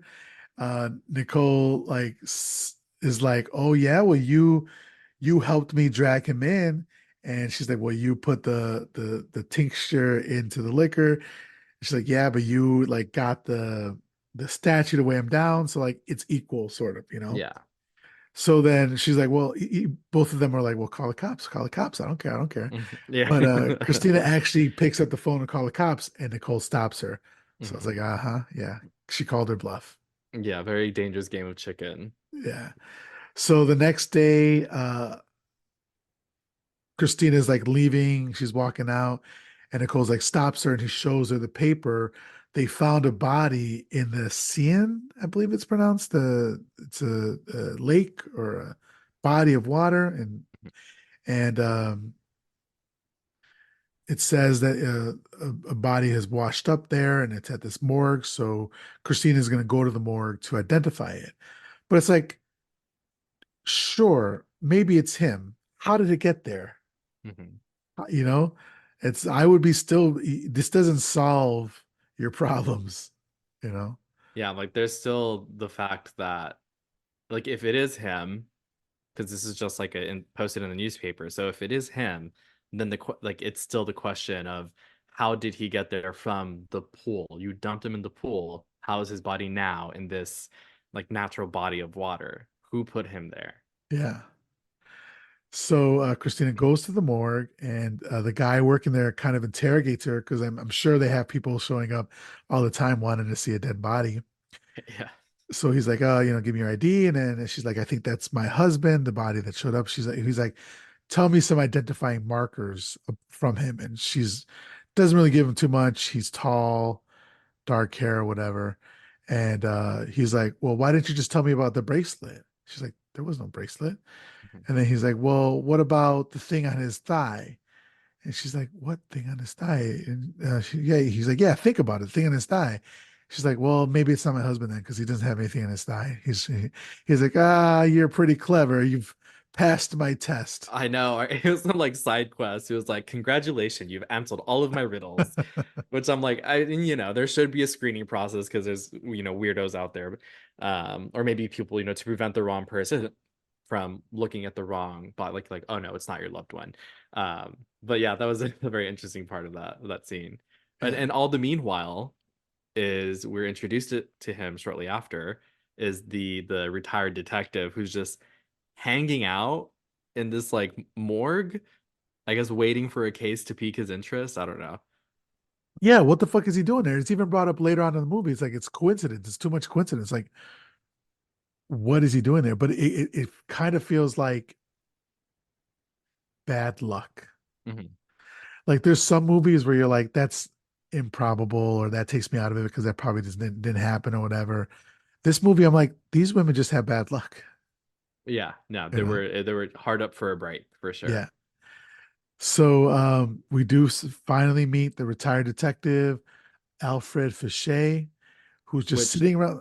sorry, we skipped ahead. It turns out to not be his body, right? She goes and looks at it. I apologize. Yeah, I skipped that part. Yeah, so they go and get the body, and it's in a wooden casket, and she sees it, and she's like, it's not him. So she walks away.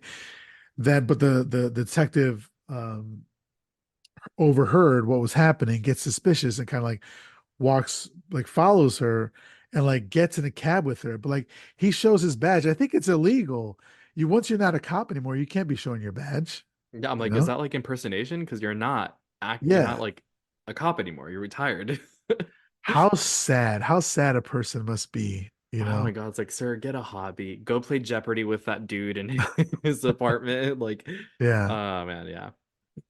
So they get a cab together, and like he seems suspicious immediately. And he's kind of asking her what's going on. And she says that sorry, he says that he's going to help her find her husband. Like, nobody asked you to. Nobody asked you to. I know. I would have been like, no, thank you. Yeah. So he's like, I'm retired now. I got plenty of time on my hands. I was like a detective for 40 years. I'm like, oops, it's probably worst case scenario for you guys. Yeah. But so he goes to the school, and he's kind of asking around the school. He finds out that Michelle was actually a great swimmer. Um, and that it's only he so then he asks Christina why she's so upset. It's only been 5 days, and you immediately go to the morgue. I'm thinking, if my wife is gone for 12 hours without me knowing where she is, and she's not picking up, or maybe not 12 hours, but 18 hours at like if it's she leaves in the morning and I'm going to sleep and I don't know where the fuck she is, I'm panicked. Oh, yeah, absolutely. I'd be like, who is he? And where did you run away Yeah. to? But yeah, so 5 days, hell yeah, she has a right to be panicked. So I Yeah. didn't kind of buy that at all. It Mhm. feels more like a man being dismissive of a woman's feelings. Yeah, I'm like, oh, you're being hysterical. You're being Yeah. emotional. Yeah. So and he actually says he thinks that he's probably with a woman. Like, dude, you have like very uncouth, you have no Yeah. decorum.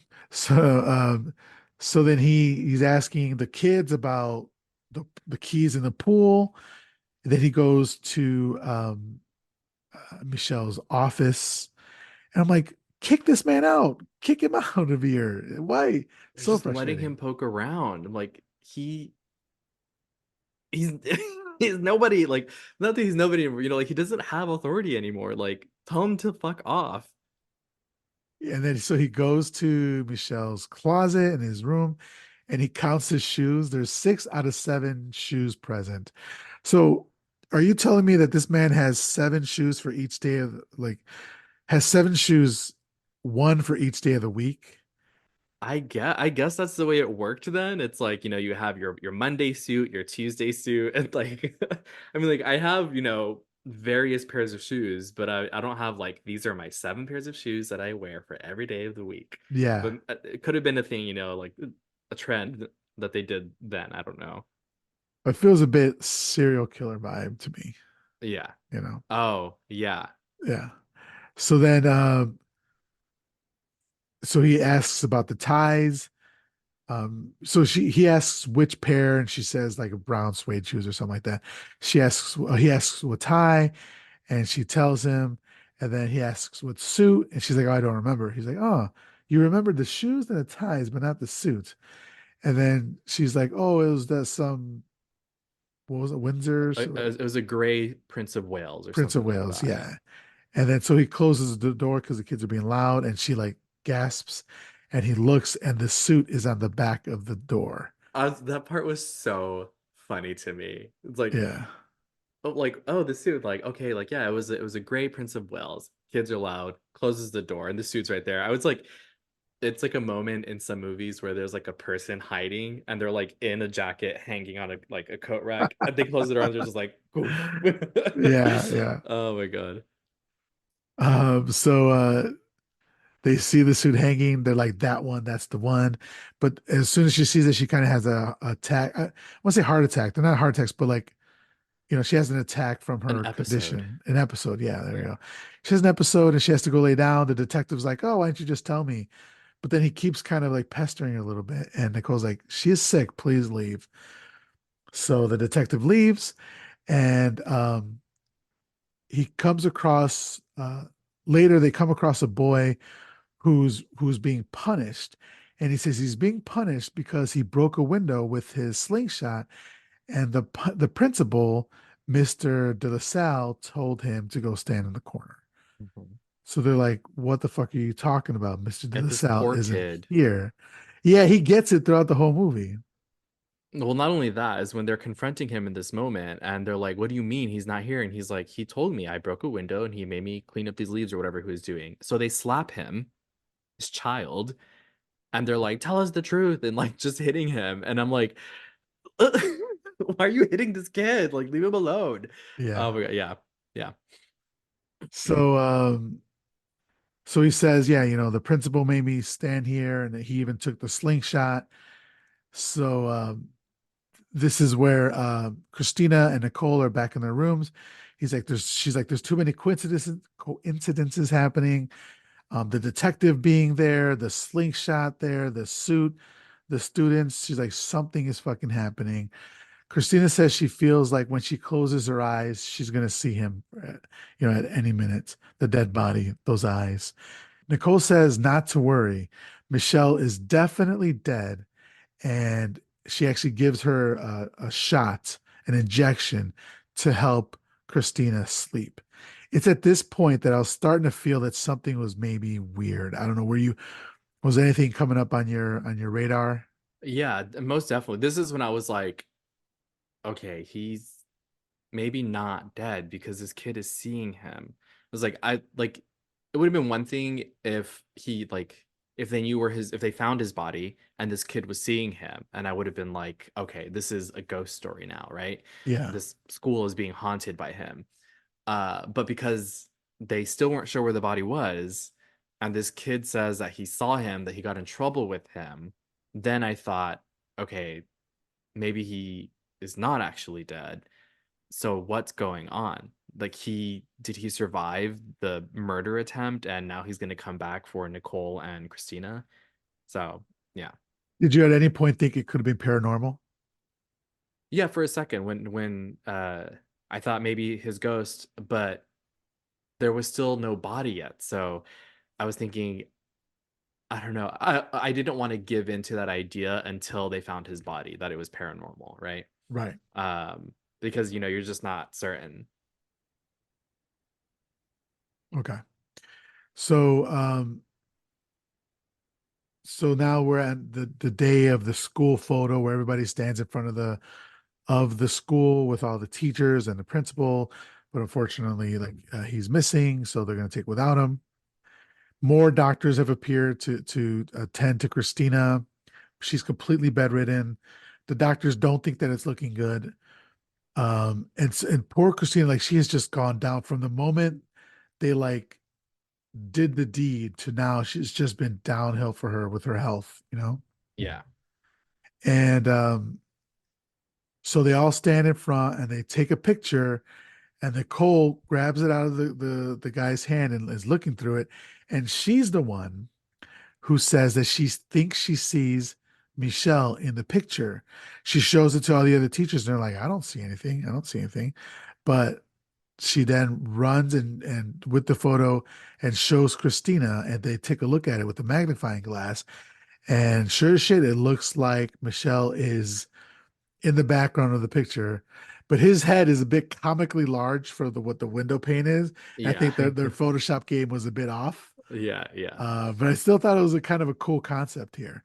Yeah, at that Um, point, that's when I thought again, "Ah, fuck, okay, he's haunting the place now." Because he's just like this apparition in the background in a window. So I thought, okay, maybe he is haunting, maybe it is paranormal. I thought the same thing. Yeah, I had seen the movie, like I said, a while ago, but I didn't remember. For me, it was basically a new movie Yeah. because I had only seen it one time, so I was like still trying to remember what happened here. So Nicole wants to leave, but Christina can't go due to the doctor's orders. But Christina says that Nicole should leave.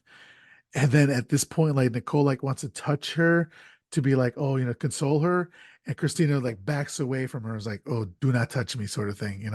Yeah. And Nicole is like, oh, you hate me, don't you? And she says, no, I don't hate you. Then Nicole takes the red suitcase with her.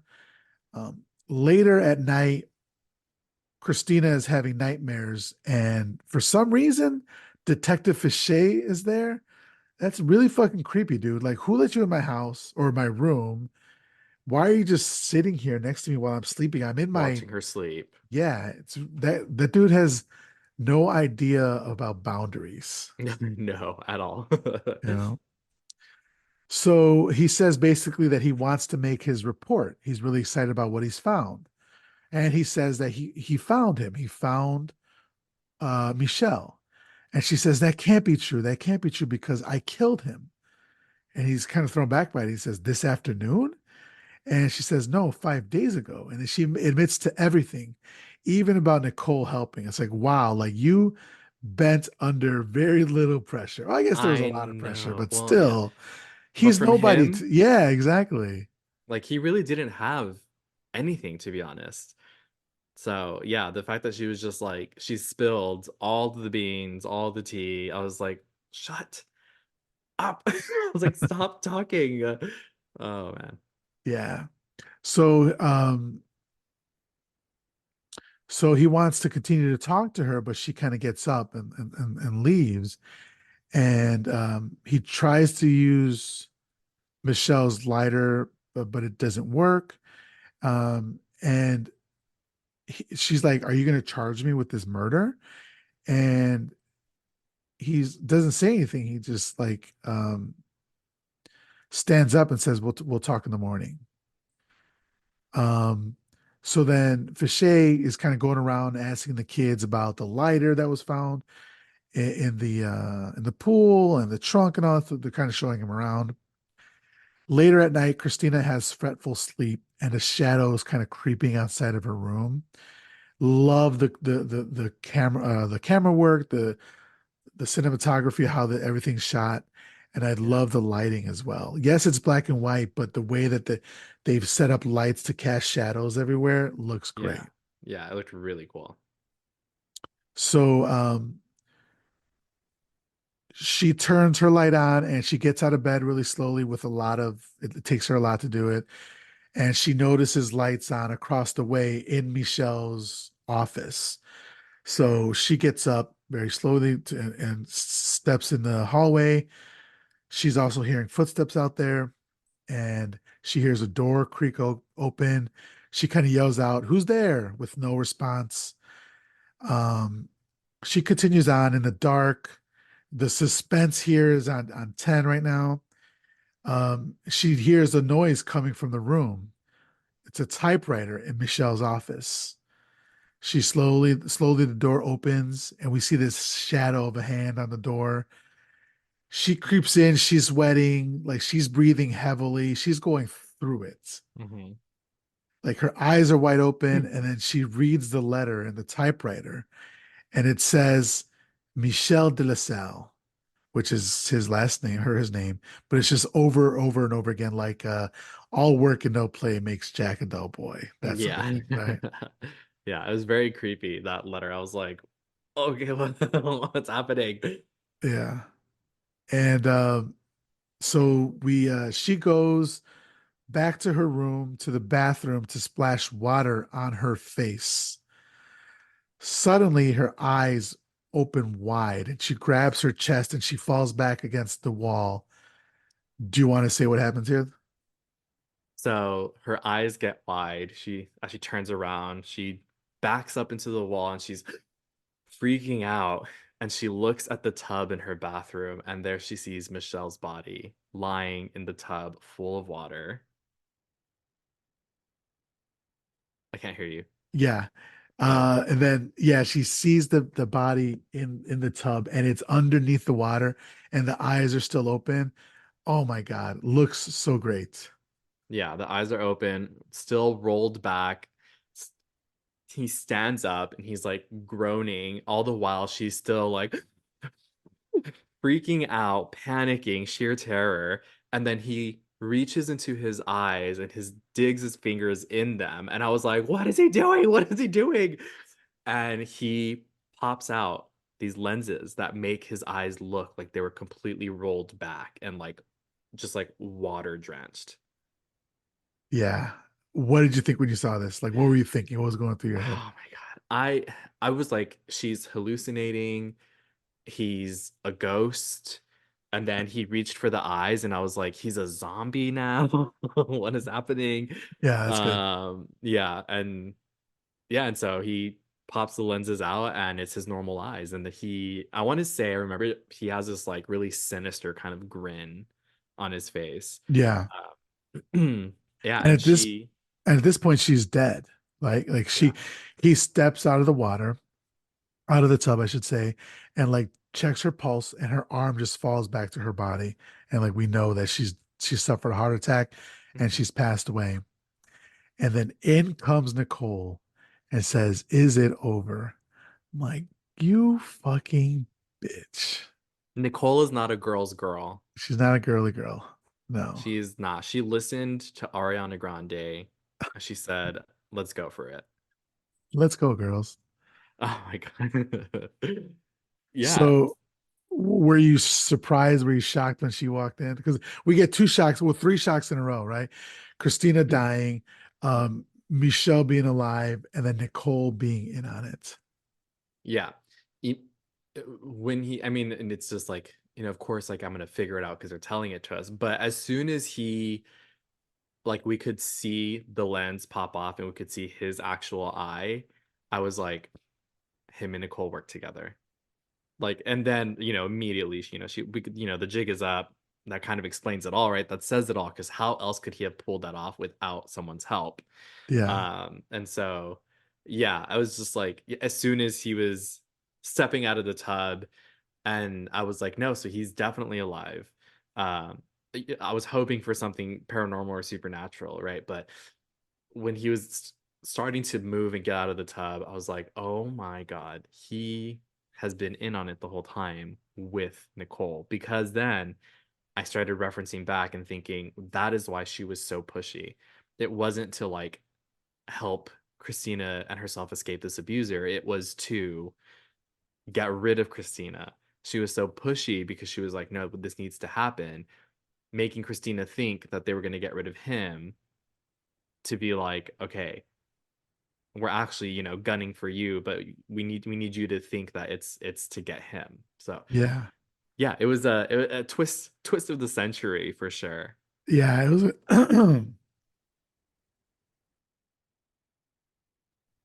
excuse me. Yeah, it was a great twist. I loved it. But so let's finish it up here. So Mhm. he says, she used to say that she had such a weak heart. I think what he meant by that is like it took so much to get her to actually die. But then they kiss, and it was just such a betrayal seeing them kiss. I was like, I hope you guys rot in hell. Honestly, Like, this poor woman. I mean, I understand that Christina did try to kill her husband, but it's like she was manipulated into doing so, you know? S- Certainly, yeah, for Yeah. sure. So then this is when we kind of get an explanation of how he survived in the water. He's like, it must have taken me an hour to get out of the tub without making any noise. So what I'm assuming happened was they went to sleep. He got out of the tub to like be able to breathe, right? Mhm. And this is why it's so important that Nicole killed him, because whenever Christina would step out of the room to get something, he could come up for some air or something like that, you Yeah. know? And then she also covered the tub so he can go up and get some air. Mhm.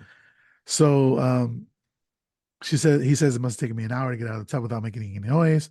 And she's like, "Oh, poor baby, did you suffer a lot in the trunk?" It's like, fuck you, man. Oh my God. They kiss again, and he says that Christina sure did make them suffer, didn't she?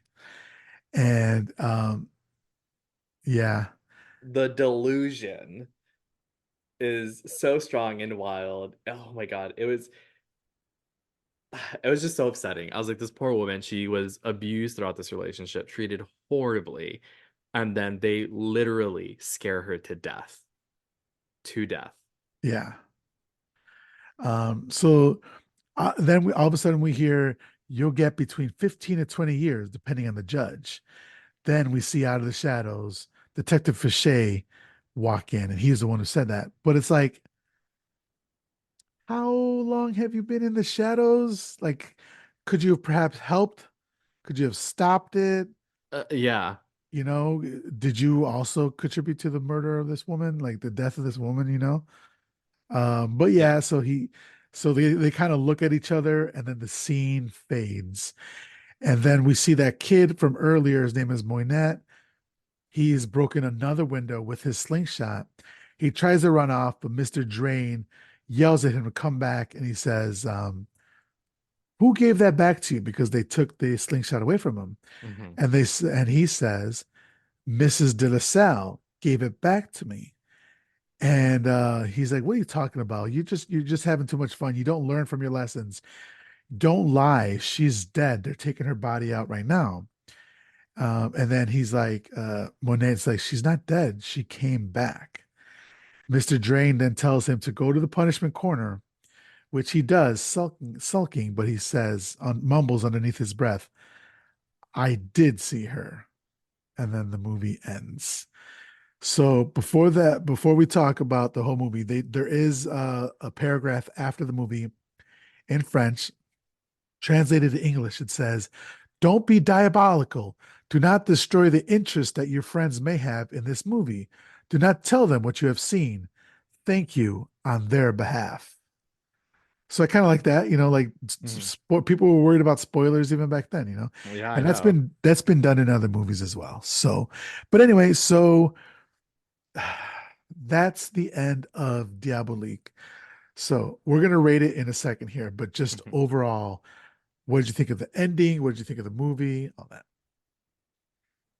I mean, like I said, I was hopeful for a different outcome, whether it was an enemies to lovers storyline with Nicole and Christina, or it was, they really got rid of him and then maybe he came back to haunt them. That would have been really fun if it was a ghost story. But I think ultimately it was still a really, really great story. I think it was really well done, really well performed. Considering the time that it was made, I think they did amazing with the resources that they had for music, sound design, the writing. Um, I've had this conversation with my boyfriend before, is I feel like a lot of movies at some point in like maybe like the 80s or 90s the writing just got better. I feel like, I mean, not to shit talk, like classics and oldies, but I'm like, Mhm. but it's at the time, we learn, we have more access to things, and so of course our expectations and our standards are going to be different. But this one, being from 1955, I think it was an exceptionally well written movie. Um, and the ending, that it was like twist on top of twist on top of twist, Yeah. which I really, really thoroughly enjoyed. I think I would have, I don't know, hated is the right word, but I would have, if they got away with it, if Nicole and Michelle got away with it, I would be so fucking pissed, you know? And it might have taken away my enjoyment of the movie because like Christina didn't deserve that. And that No. just would seem mean spirited. Um, If but they yeah, would have gotten away with the murder, I would have wanted it then to be a a haunting. haunting. Which I mean, at the end, the kid says I did see her and he did get the slingshot back. So either Yeah. he's a liar or maybe she's back, you know, in some Hmm. form, you know. Yeah. Um, but yeah, I agree with you. The writing is just spectacular here. The acting was great as well. Kind of agreeing with everything you said, like the cinematography, the lighting, the suspense of the movie, everything that even the setting of the boarding house and all that sort of stuff, you know, it just felt so real and Yeah. yeah, just absolutely love the movie. One of my favorite things about this show is that because I say it's a classic horror movie, a lot of the movies I watch are really fucking good. Every Hmm. now and then there'll be a clunker or whatever, you know, just maybe didn't hold up or whatever. But yeah, I'm so happy that I get to see these types of movies. They're so good.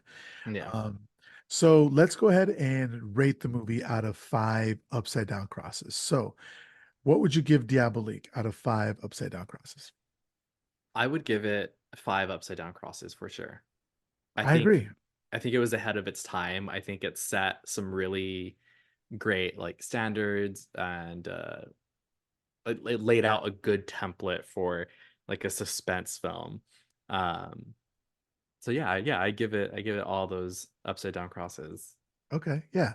I kind of agree with you there. Yeah. I mean, there's nothing really, I can't point to anything at this movie and say this should have been better or whatever, because even like when they're seeding little things throughout the movie to us, and it's like, oh, there's a reason why, because we're getting just as paranoid as they are. Yeah.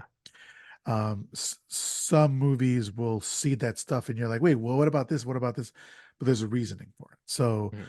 yeah, I really like that a lot. I'm at five upside down crosses as well. What I'll ask for you, Aiden, is for a movie in a similar vein to this one. Doesn't have to be another black and white movie. It could be another like scandalous movie or something like that, or another movie about like backstabbing or whatever the case may be. Just something that you think somebody who liked Diabolique might also like this movie. Ah, I'm trying to think. And if you'd like, I can go first if you need. Yeah. Please go first. Yeah. The movie that I am going to recommend is a movie that I did on the show maybe a year or two now, is The Innocents from 1961.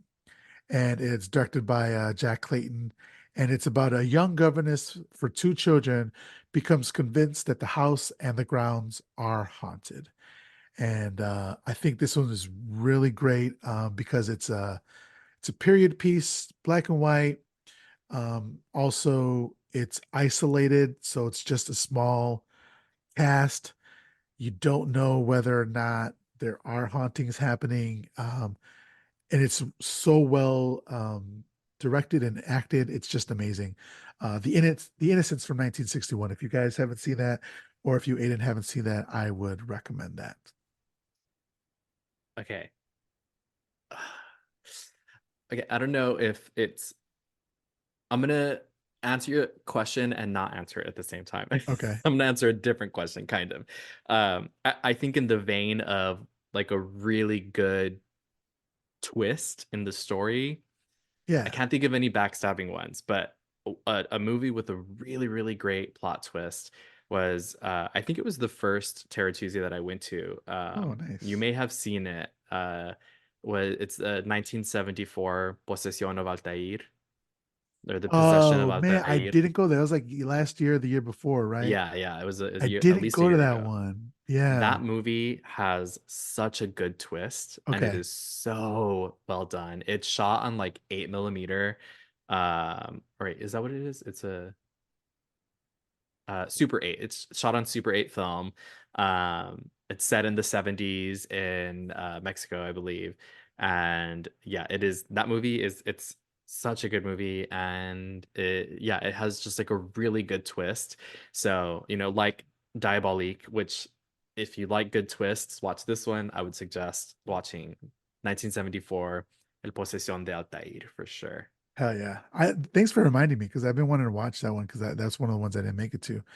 And I forgot the other one that I wanted to recommend to everybody is Eyes Without a Face from 1960. Mhm. Um, really, really great French black and white horror movie that I think everybody would enjoy with that. So let's go ahead and end there. And if you could please let everybody know against how they can support you, how they can follow you, how they can throw money at you. Yeah, I mean, you can listen to Susto anywhere podcasts are available. The easiest way to support the show is to interact with it wherever you are listening. So by hitting the like, subscribe, follow, share, rate, review buttons, all of those wherever you're listening. You can follow me online for any and all updates on the show. That's at Susto Podcast. Across every social media platform. You can visit sustopodcast.com. And if you would like to uh, get extra benefits, insider perks, and support me with dollars, you can do so by visiting patreon.com/sustopodcast. Nice. Speaking of extra dollars, Ayden and I are going to continue our conversation in the Sunday School Sessions, which is a Patreon exclusive show. If you'd like to support me, patreon.com/my horror confessional. You get the episodes a day early, you get Zoom videos, and you get this Sunday School Sessions with every guest that I have on. So Ayden, I want to thank you so much for coming on the show. It was a blast. I really appreciate it. I'm so happy to finally talk to you, meet another podcaster in Austin, meet Yeah, somebody who goes to Terror Tuesday. I really hope that we can hang out some more. I think that'd be really, really cool. And I'd love to have absolutely. you back on. Thank you so much. Padre Miguel, will you absolve me of my sins, please? Absolutely absolved. Yes. Thank you. I'm going to start having people ask me for that at the end of the show now. You should. You absolutely should. All right, everybody. Thank you for listening, and we'll talk to you next week.